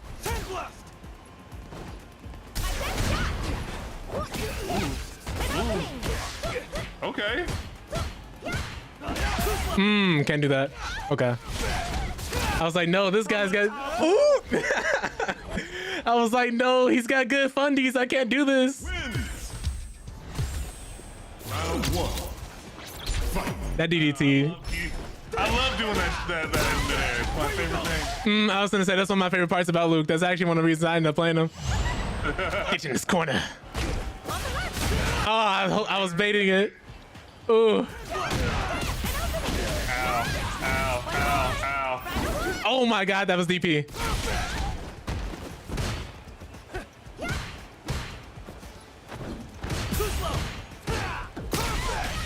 Ooh.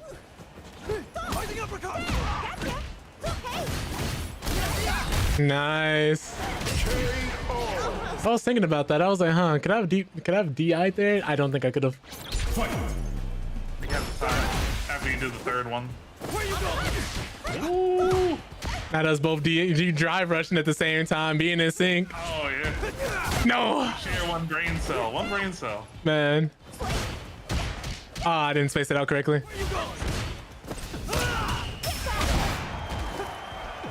I'll do it again. Whew.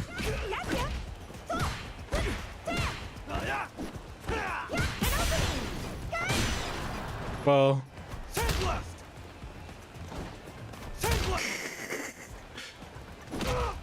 Ooh. Wait a second. I'm Luke. I'm trying too hard. I was at the target combos, yeah. I was waiting for the jump because I was like, if he jumps, he's dead. Going right into that. I knew it was red. I was scared to throw fireballs. I'm like, I am. Oh, okay. I just whipped it. Whatever. Meters. Who needs meter?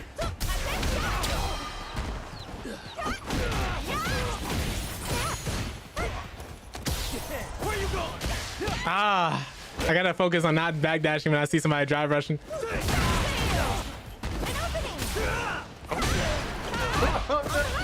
gonna hurt. Ow, ow, ow, ow. I was like, if I can bait the DP. Hear me out, hear me out. What about jumps? Ah, no crosscut.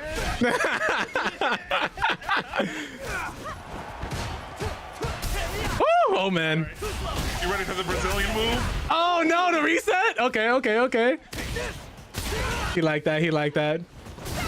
Wow, I went through you. Great round.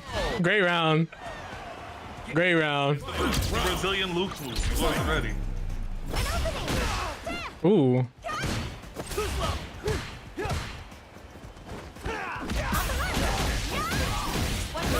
Okay. Nice. I felt it in my bones you were gonna duck.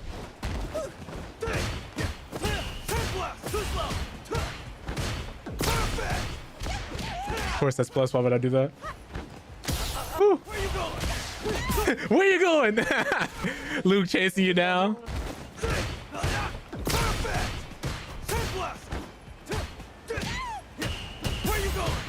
I needed some meter back. Ooh. So I have to figure out what to do there. I think I have to contest more.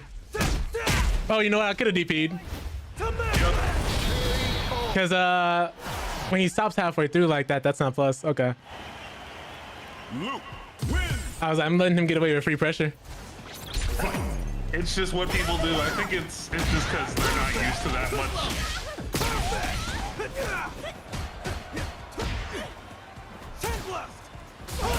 Ooh. Oh, I had a certain you were gonna throw another one. Nice DP option select. Hear me out. Hear me out. It was a joke. Hear me out. Hear me out. It was just a joke. I was just playing around. I wasn't even serious. I wasn't even serious. Oh, I should be twice.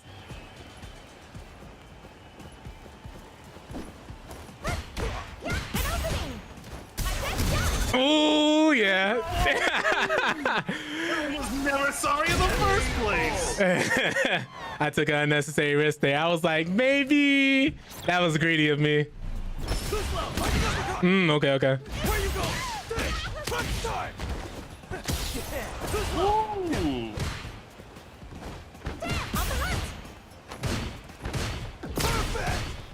Oh, you know.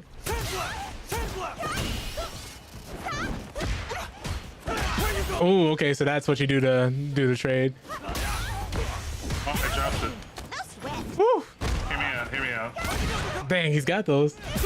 I have to be careful. What I need to do is oh, go ahead. Oh, I was gonna say jumping is gonna be a scary thing. Don't jump. Oh yeah, true. I've spent so much time in this game just anti-airing now. I feel that. Where you going? Hear me out. Oh, I was like, oh, if he did it again, he was dead.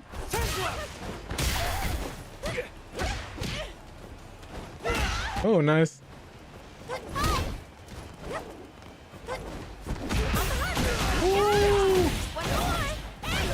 Yeah, you got him like that. Get me out. Get me out. Oh, I messed up the combo. I should have drive rushed. Forgot the drive rush. Yeah. Can't be making mistakes like that. Yes, let's go. Very nice DP. Thank you. Stole it from you. Oh, he did it again. Oh no, I tried to catch it. Oh, I see what he did there. Woo. Ah, I was going for it. Ooh, I was going for it. Nice. I had to look into your eyes for a minute. Through my $700 shades. The Gucci brand shades. There you go. There's Johnny Cage staying in the movies. Like, those are $500 sunglasses. Man. Ooh, I need to do her cross up there. Okay. Nice. Oh, yeah. I was like, he insists. Nice. Thank you. Nice. Oh, beautiful combo. Look at that. I might be dead. No, we live. Ah. We live. Until I I'll take it. What if I did this? Whoa. I've never seen that before. Wait a minute. That's new tech to me. I didn't even know he could do it that low. You're a bold man, Hybrid. Oh yeah, bro. It's highly unsafe and terrible. Never do it. That's funny.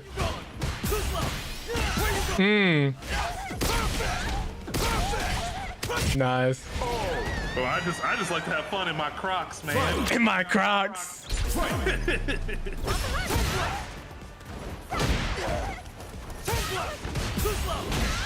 Okay.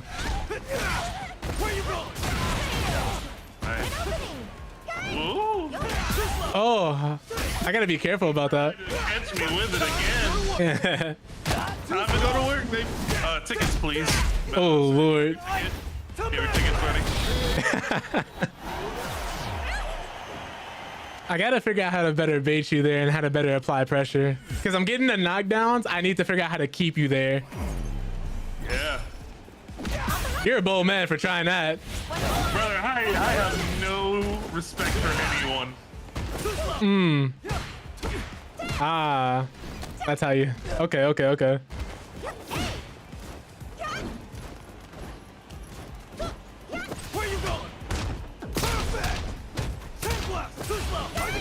Oh, I missed it. Oh, I knew it. That was just too early. Oh, DDT. That's so brutal. Oh, I had it. Just too early. Just too late. Okay, yeah, that is an option select. Oh, wow. I know that was a DP. What?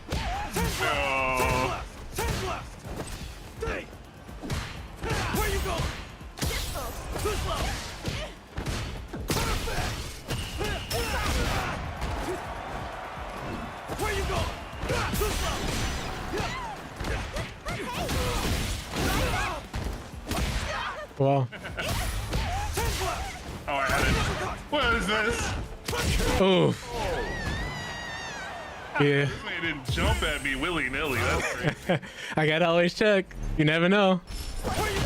Nice.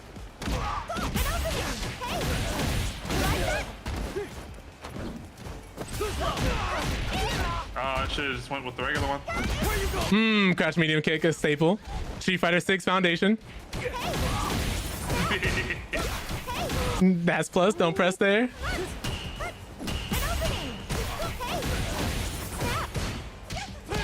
He did anyway. He did say he does not respect anybody. Nice. Oh, you didn't die. Yeah, the parry is too high. Right. Forgot. Oh, I hit that. Or more like I wish I did. But Same twin. Oh!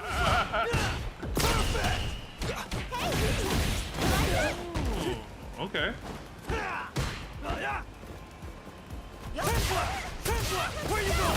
Oh, we both had the same idea. Oh, my punch. Where's my jab? Over to here, yeah. Don't jump. Where you going? Ah.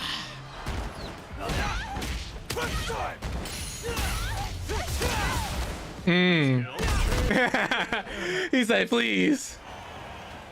I gotta figure out how to deal with Luke's pressure. That's mainly what it is. Crosscut hit me. Yep. It's because it's a knee.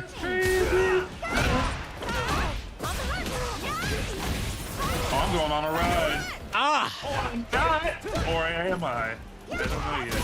Wait, hear me out. It was a joke. It was a joke. It was a joke. What? For me?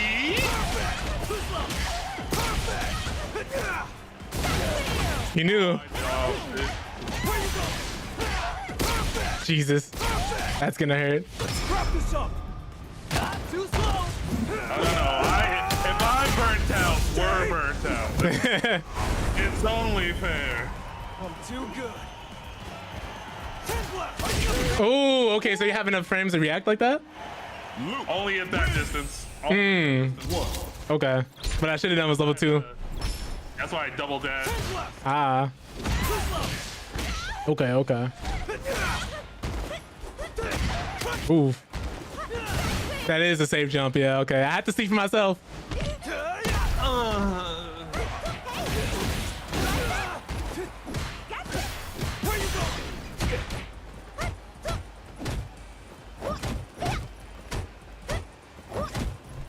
Ooh. We blocking for a minute there. Yeah, I was surprised. I was like, normally you would have mashed by then. That's why I kept doing it. Character. Man. Ow. That's when I double up on my fireball.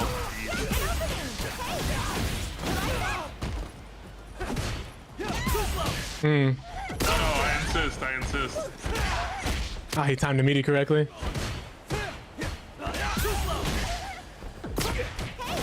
Getting a little greedy there, sir. I dropped it.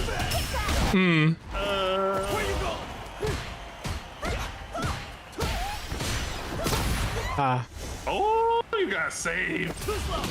Ah. Not that saved. Yeah. I have to be careful. Hey, church. So I gotta start baiting those out. Oh, I just realized that's over 10. This trip's for free, sir. Luke, win!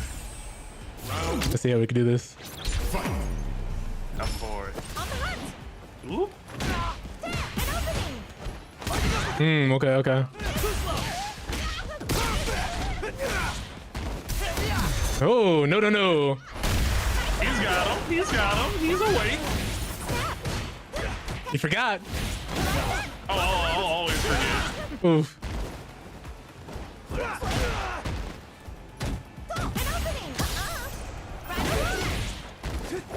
Okay. There we go.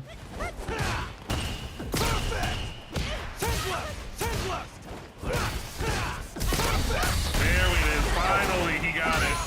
I was like, it's been 11 matches. Yeah. Oh, that's that. It's not!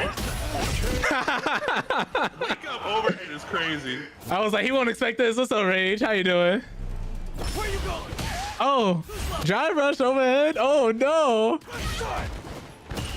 I got Get out of there. I didn't say you could be in the corner yet. I was he ready for that? I was like, this is normally the amount of time you throw a sandblast. Oh, now you timing my sandblast like properties. Hear me out. It was a joke. Hear me out. I went for the throw, but I timed it wrong. Oh no.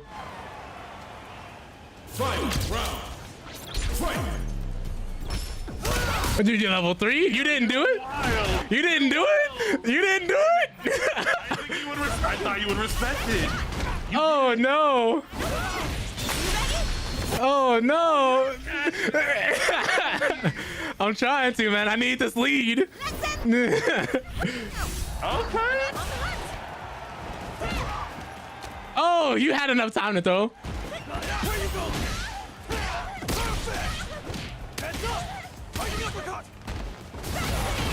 I knew it too.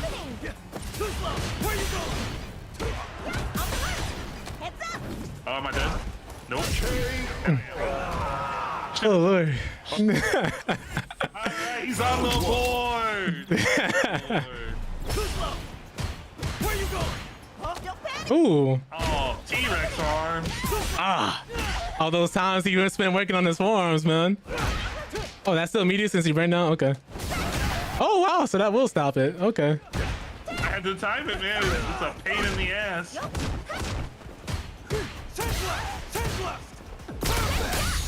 Okay. I know now. Like, I've always known, but now I can respond to it.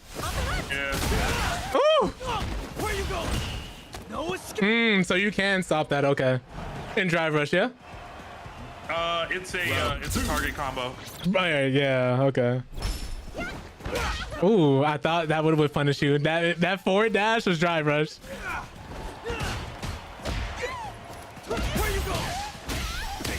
Tell me more about optimizing punish counter combos. It's crazy. Nice option select. Ooh, so that stops the overhead if you know it's coming. Okay. So I have to hit you with legitimate pressure. I can't hit you with any of the gimmicks. Nah, you can totally do it. I know what I must do. Oh, did we get somebody to follow? Yo, Cafe Funk, welcome to the Pen Army. Appreciate you popping in. Thank you for the follow. We here at maximumobesity appreciate your follow. Please sit back, relax, and enjoy the time. Ooh, wrong with punish. I didn't expect you to miss that. DDT. Spend it. Funnily enough, you know that used to be a finisher? Really? Yeah, like the DDT, Crazy. a wrestler, that's how it got so widespread. I can't even imagine it being a finisher because it's just so iconic now. It's just like a move. Essentially what happened to the super kick, it happened to that finisher, where everybody's just kind of like using it now. Yeah. Ooh, he got me asleep at the wheel. He did it again. Ooh. He does it. I thought this was gonna be on a final, not a quiz. Oh no, I was walking forward. What is he doing? Night. Oh yeah, that's Chip. Where my hug at? Not the where my hug at, creepy uncle.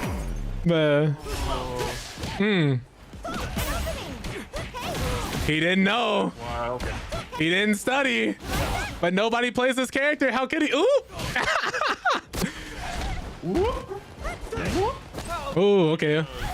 Give me a hug. Give me a hug. Give me a hug. I'm saying no, Drake.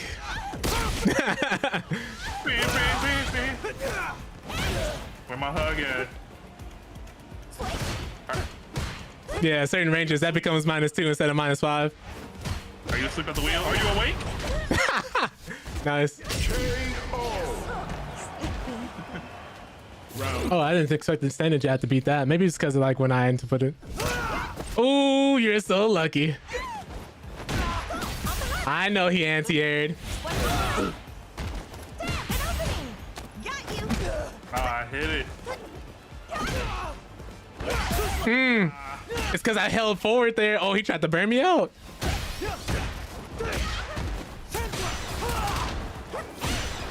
Now we're both burnt out. Nobody gets me there. This is my home. Ooh, I was hoping he was gonna throw another sandblast. How dare you not throw 2 sandblasts in a row? Don't give Papa Luke a hug. Oh God.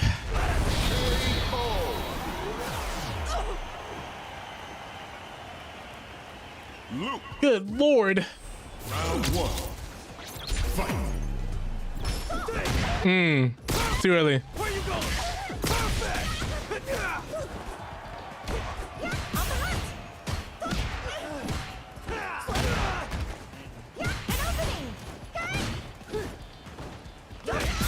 Ah, we both did the same move, but yours is faster.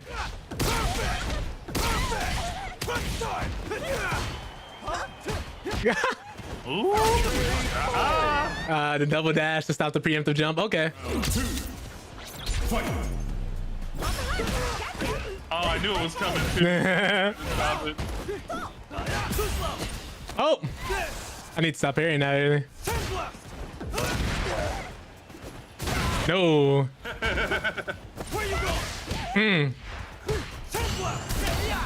Oh, I didn't have the meter. You know what's funny? It looks like that crosses up, and it doesn't. That's what catches me off about that. Nice. Depending upon like when you do it, like if I do the target combo and I did light heavy knuckle, then it will cross up. It's weird. Watch your toes. Gotta protect my ankles, yeah. Oh yeah. Oh, you shouldn't have. For the burnout? That's crazy. Burnout's just another way to make it easier for you. At this point.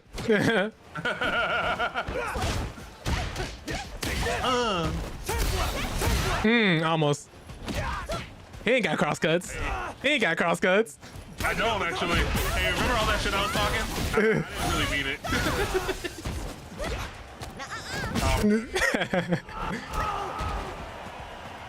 I was like, let me jump over his head. Fight. Round start.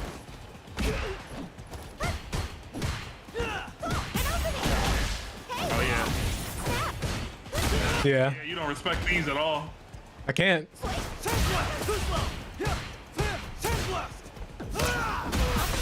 Oh no. Go for it. He does. Got to. I need that meter back. Let's end this on a high note. Okay. Oh wow.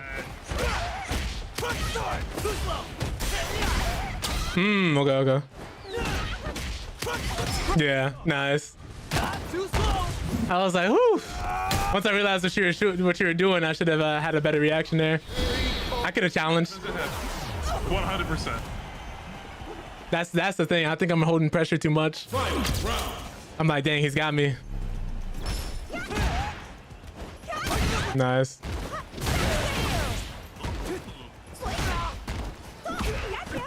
Oh, even on counter hit, you don't stand, huh?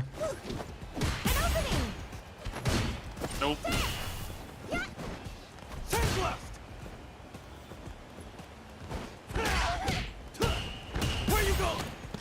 Okay. Nice bait.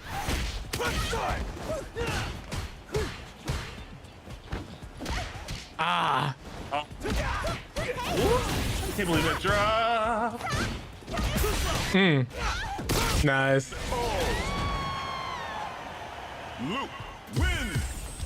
Round 1. We're gonna get rid of that. You got a yellow card, one trip at a time. Man. We're all going down to Memphis. We're all going down.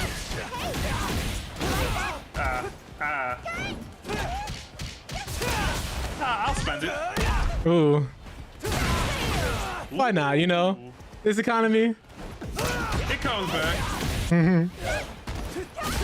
Ooh.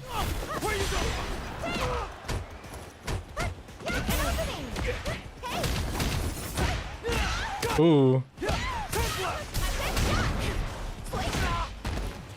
It's those slide kicks that get me, man. It's so nice because it's such a great way to close distance, man. Yeah. I should have emptied one. Oh!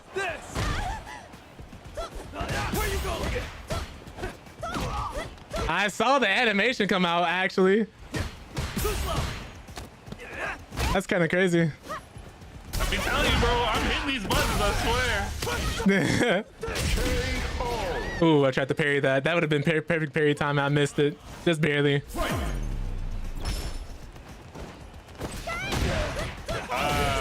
did fine. Fair enough. Well, you don't wanna drive impact it no more? What's wrong? We're the level 3, it's not real. Ah!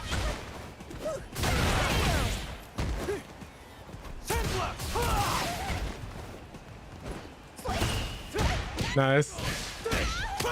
Level 3, yeah, keep me burning out. I keep having to, I gotta space that out correctly. Happens. Ooh, why'd I do it? I was like, there's no indication of it. I just wanted to do it for some reason. I respect it, and that's why I backed up. Hear me out. All right, listen, hear me out. It was a prank. It was a prank. That EXDP really meant nothing. It didn't mean anything. Maybe the EXDP were the friends we made along the way. That's crazy. Ooh. Oh, you know what? That's what I should do. Hey, over here. Burnout privilege. Ah! By that I mean the privilege of getting beat on. Round 2. Let me show you the chain of command. It's the chain I beat you with. Where you going? Perfect.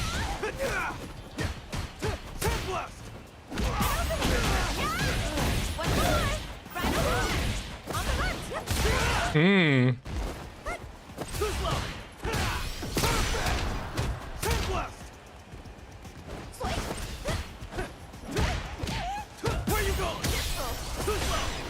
Hmm.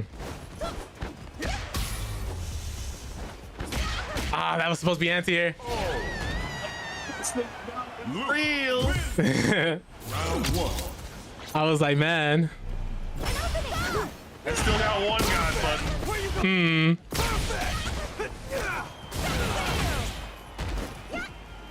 Yeah.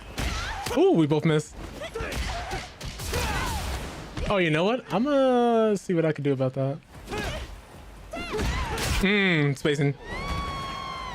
The unused target combo, least used target combo in the game. Man. Hear me out. Wait. No.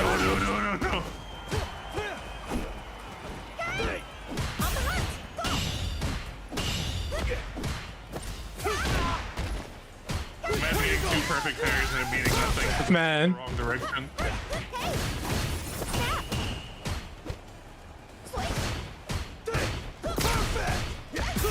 Ooh.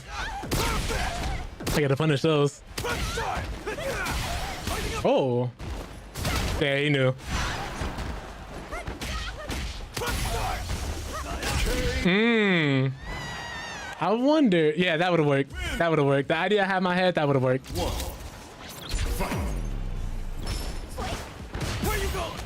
Okay.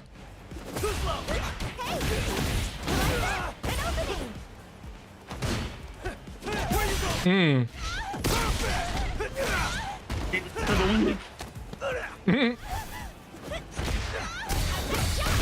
So I walk through the shadow of no meter.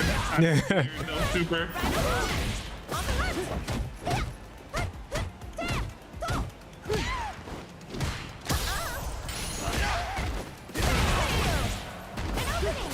Ah, tried to bait it. I did standing light kick instead of crouch light punch. Died for it. I was like, that's mine. That's exactly what I need. Ooh. Oh. Too high. Hear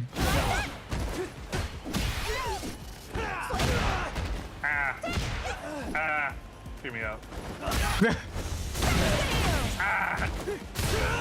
Hear me out. Wait. Listen. It was a prank. It was a joke. I can't let this slide.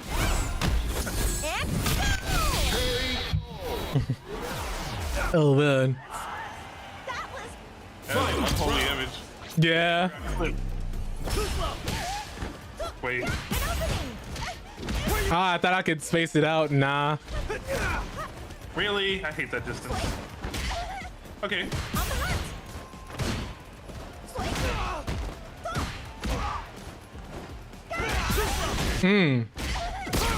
Oh, you know what? I could have DI'd you there. Oh, that's guaranteed. Oh, I didn't know that beat that.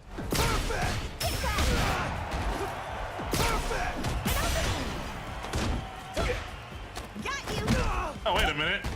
You're burnt out. Oh, he just woke up. He just woke up and did it. Like, wait a minute. I just need to keep shipping. Three. What am I worried about? No respect. He's like, oh, will he DP? Will he not? Who cares? Yeah, I was gonna say I can't. I thought you were gonna do something different there. Okay. That is a loop. Can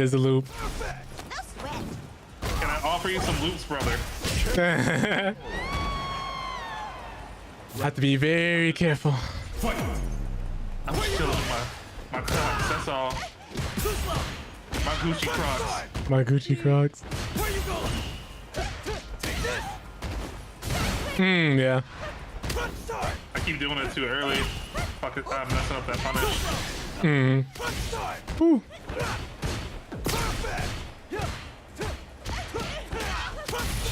Oh man. Ladies first. Nice. Here we go. Is that the target combo into the Ooh. Let me fist bump my Luke amiibo real quick. Excuse me. Fist bump the Luke. You have a Luke amiibo? Yeah. I didn't know they sold any. That's funny. Well, Street Fighter is on the Switch, yeah, so it makes sense. They have a Jamie one and a Luke one. I don't know if they're gonna make more, but it wasn't necessarily expensive. It was like $45, but it's a cool little mini statue. I'm not gonna lie. Its image is him doing perfect light knuckle, and I'm like, I mess with it.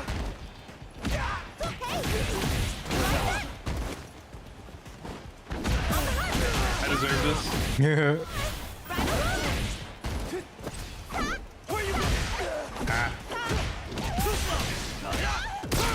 That's not real. Ah. Ow. Ow. I thought I blocked that. Round 2. Fight. Ah, too short. Not you pulling off my moves here, sir. You're teaching me. I am. Chill out.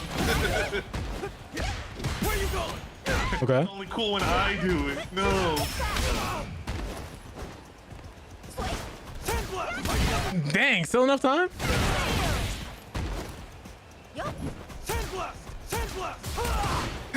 He said, you gonna get this chip.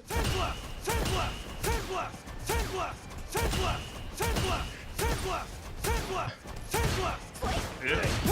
What's real? What's not real? That ain't real. You're so lucky that was level 3. Ooh. So when you're burnt out, that becomes a true. Okay. When you're burnt out, that's a true mix. Now I know. Oh, wow. I didn't think I was close enough.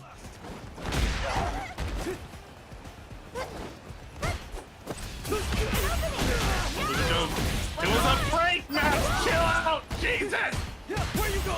Ooh. Over there. Get in the corner.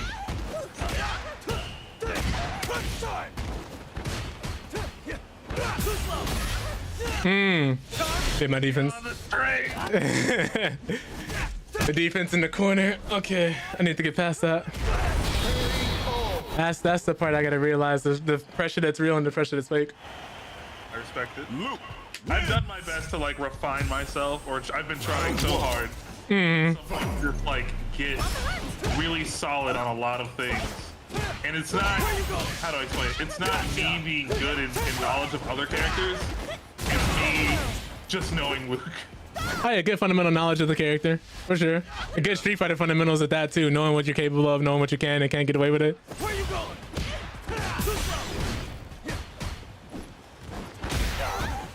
Do it again. Oh. Round 2. Fight. It's the when the game gets ugly, that's when I'm like, okay, what do I do here? Like that?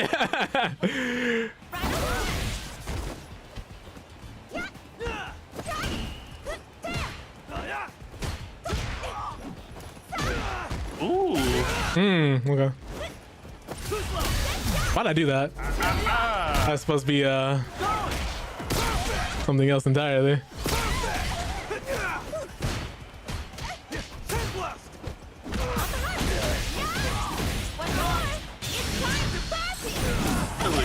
I need to get some of that back.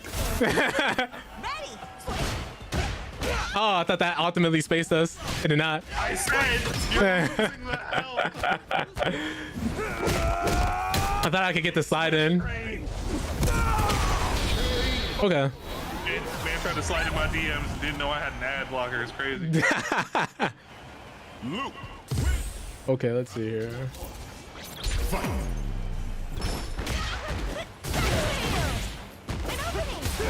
Hear me out.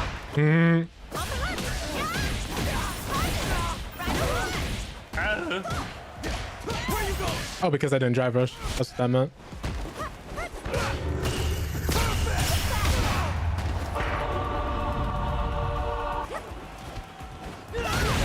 Nice. Thank you.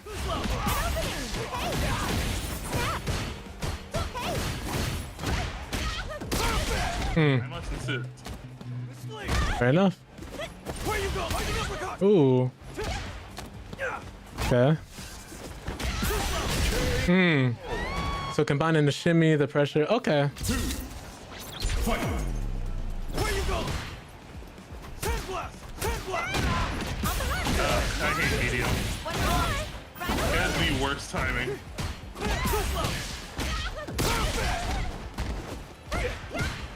That's what you're doing. Okay.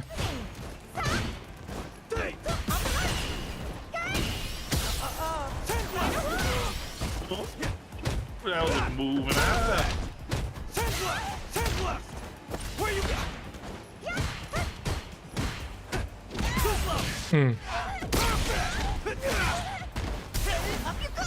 Oh.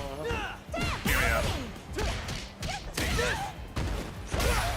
That was supposed to be DP. Not too slow! Woo. Yeah.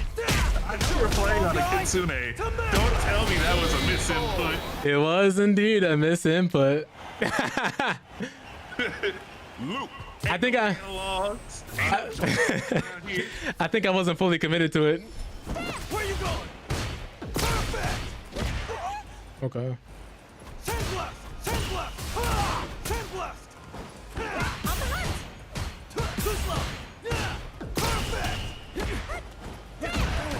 Ah, you tried to get under it? Nah, I tried to DP.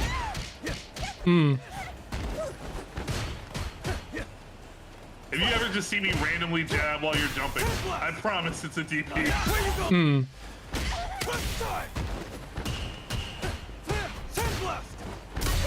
That doesn't work. Okay. Not done yet!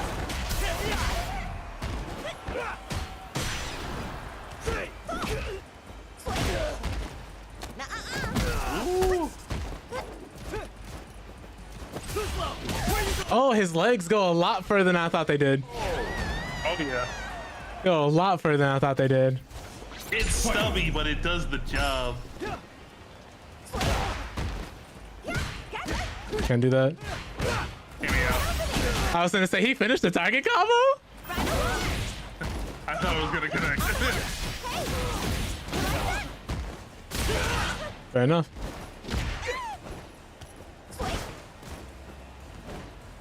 slow. Yeah. Where you going? Perfect. Don't you just want to block high and only high? Get it? It's funny because it's me. Almost.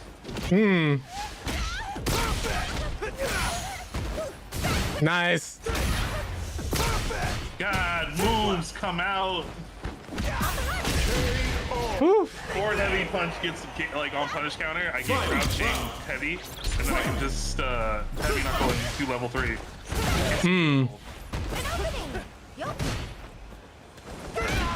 Ow.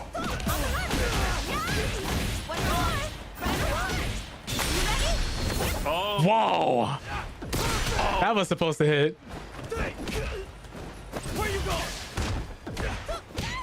Too slow. Send blast.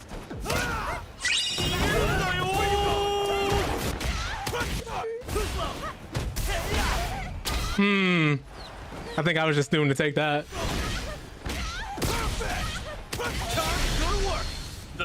Too slow. Yeah, nah. I think I'll be put in a mix-up situation though. Yo, you good? You know you want to jump. See, I got in his head. I told him to jump, so he stood in place. That's the mind game. I'm getting the spacing for that down. Yeah. Whoa.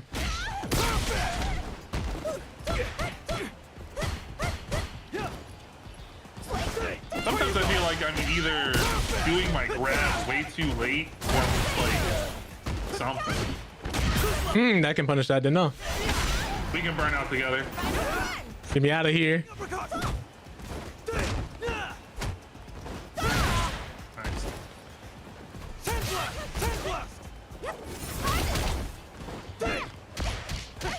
Missing plugs. Where you going? Too slow. Send blast. I'm in the back stuff.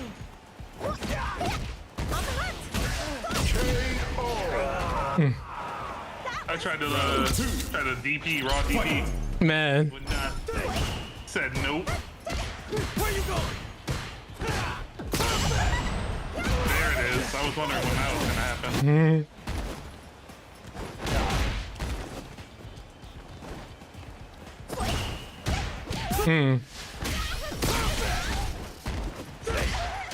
So that's a guarantee immunity. I just want the meter back. Respect it. It's early enough in the second round for you to still get level 3 halfway through the final round. Oh, wait. I'm surprised you didn't DP there. Yeah, with that. Okay, so that I can definitely DP you for. I need to look out for that.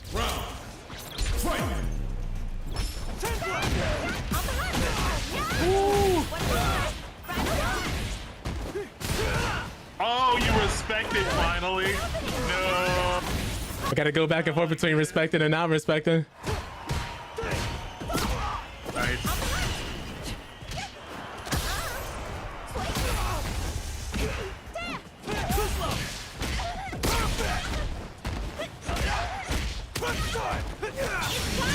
Oh, I'm dead. You know what comes next, hybrid? It's so disrespectful. It's so good. I gave you some flowers. I gave you your flowers. My flowers on my grave. After you just finished dancing on it. Where you going? Ooh, I didn't even jump. I thought you would. I was so ready for it. I insist. I insist. Where you going?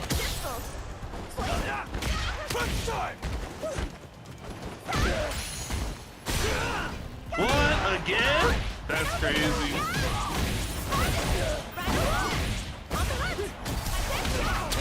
Oh, I'm dead.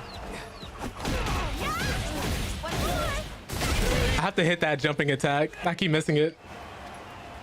Round 2. Ooh. Fight.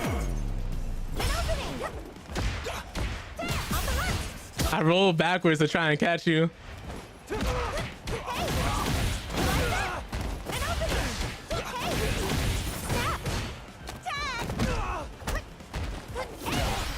Ooh.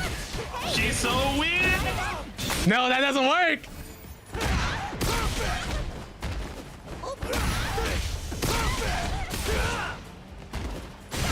Yeah, I'm glad you knew.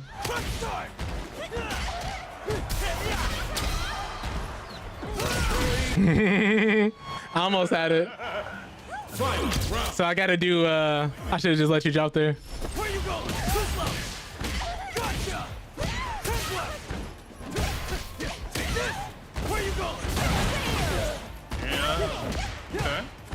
Quick start. Turn left.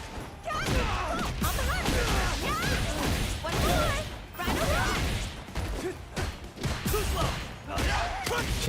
Okay. Too slow. So I see. I need to be more cognizant of how the meter is influencing your decisions too. Really? And What is that? Stop paying attention to my gameplay. it's the little things I gotta pick up on. You know, I am getting beat, but small things. The victories.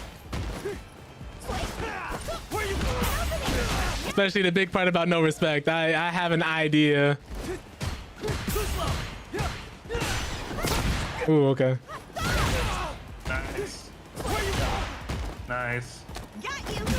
I gotta risk it. Why'd I do it? Oh, you had no meter. You went for the parry. Oh. I don't even want to think about nothing no more. I was supposed to be standing.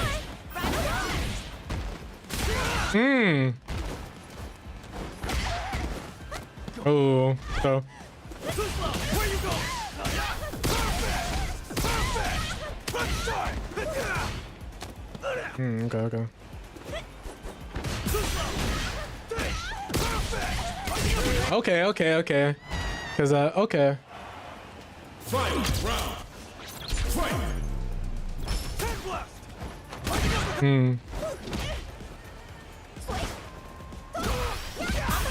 That one was a change of timing that caught you sleeping. Yeah, where you going? Perfect. Turn left. Get out of here.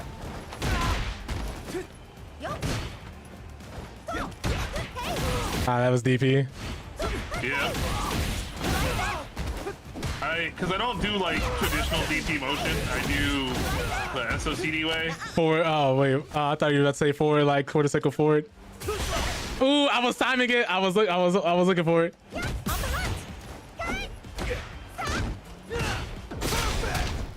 Turn left. Perfect. Turn left.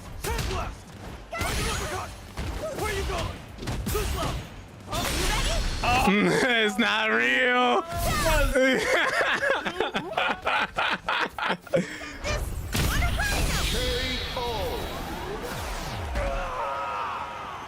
Yeah, too many frames. He didn't know what to do with them.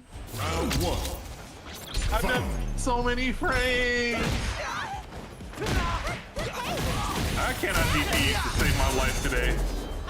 If you really do be like that.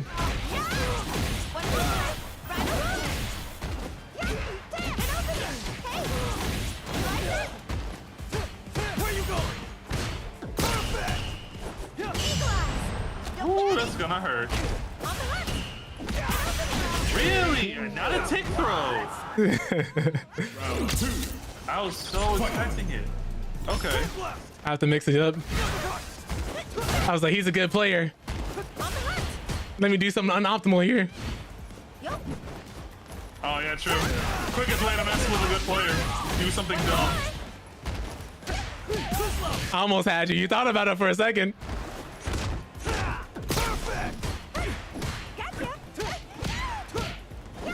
I hate that doesn't hit crouching so much.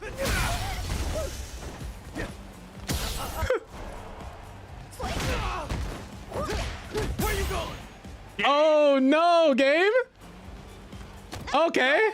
Okay. Okay. Okay. Oh yeah, he said, "Yeah, here's the result." Yeah, we'll fix that right up. He said, just in case he thought this was gonna end any other way.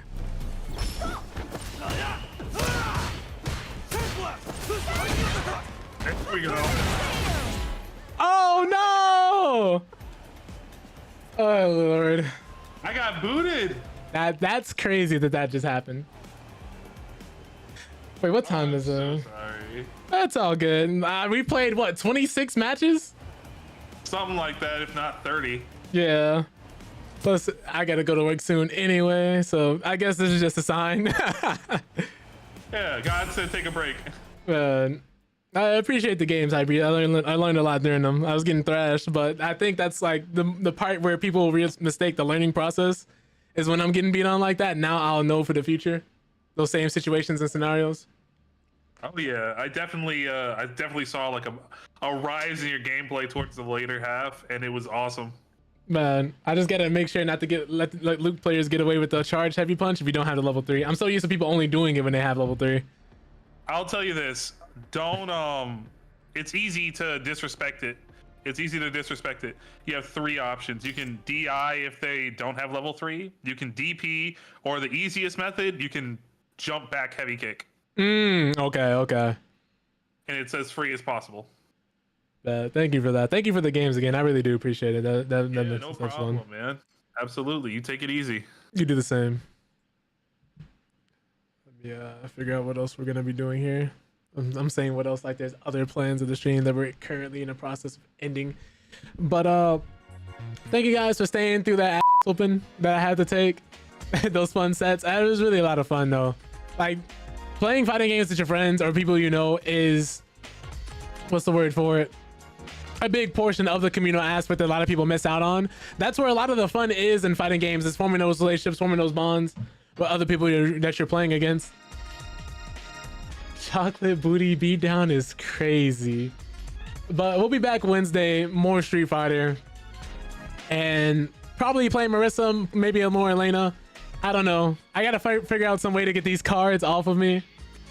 But everybody who stuck through this long, I really, really do appreciate it. And big shout outs to Hybrid, Nia, J-Lau, Immersive, Jay, Dre, Tone, Batosai, Mr. Blacktastic, blessing us with his presence as well. Cam, Emerson, as well as Cafe Funk for the follow. And Wolf for being here too. Yo, Boom, thank you so much for popping in as well. Appreciate you, brother, as always. Go from red to yellow, Jesus. Okay, well that's a good sign, I suppose. Wait, I was red at one point? That's crazy. So I guess we're just gonna have to figure out how to like what to do about this card, man. I've had this yellow card since like last year in December. But I hope you guys are remembering to take care of your mental health whenever you can, however you can. I know it's gonna sound cliche, but as many people say it all the time, it just goes to show that it does work. They haven't patched it out yet. Water, exercise, going to sleep at a reasonable hour if you're one of those people who are privileged enough to do so. If you're someone who can, things you should spend money on. Things you should definitely spend a pretty penny on, if possible. Your bed, the chair you sit in for most of your workflow, and shoes. Things that separate us from the earth and things that we might spend an absorbing amount of time in. Get you a good bed. Quality of sleep is important. The way you sleep is important. Something that if you're someone who's in a relationship, having that space for you and your partner for when you want to come together and sleep together is dope. But when you want to just be apart, especially if the bed is hot, or especially if the house is hot and you don't want to be wrapped up with nobody, get you a decent sized bed. Get you a bed that's comfortable. Because quality of sleep will change your life. A good quality of sleep can change your life. A bad quality of sleep can affect it negatively. A good chair that comes with lumbar support, maybe a headrest, but you just want to first and foremost make sure it's comfortable, especially if you're working in IT, anything office related. If you're spending a large portion of your time sitting down, the chair might as well be comfortable. Same thing with shoes. If you walk a lot, if you work a lot, if you're on your feet a lot, get a good pair of shoes. If you like running, you like jumping rope, get a good pair of shoes with some nice soles on the inside. Comfort is important. But that all being said, I hope you guys have a wonderful day and a night. You're all wonderful people. Stick around for the raid if you're on Twitch, if you're on YouTube. Hey, stick around for the outro. I appreciate whatever platform you're on, whether or not you talked, whether or not you spoke. Even if you're looking at the VOD afterwards, hey, I appreciate you. It really does mean a lot. We're never too humble to thank anybody around here. Every little bit counts. Every little bit helps. But let me see who we're going to be rating. I think we're going to be rating Idiosin Anka. For those who don't know, she is someone who makes her own cosplays, as well as is also outspoken about positivity and just a really dope voice in the space. So if y'all could go through, show her some love, highly appreciate that. She is, I believe, part of the Twitch Black Guild and the Twitch Women's Guild.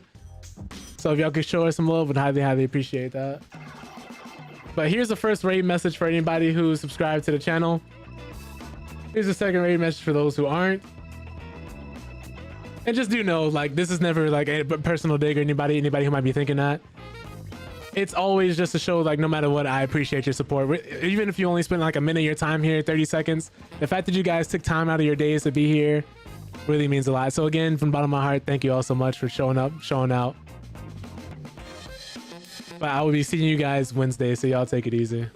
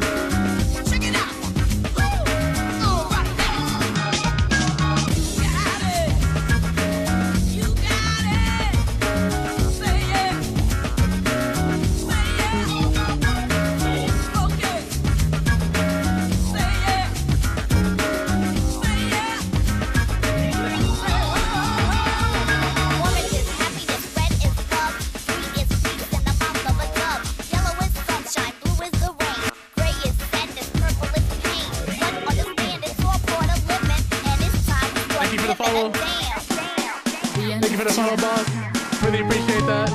Thank you so much. Means a lot. Hope to see you Wednesday.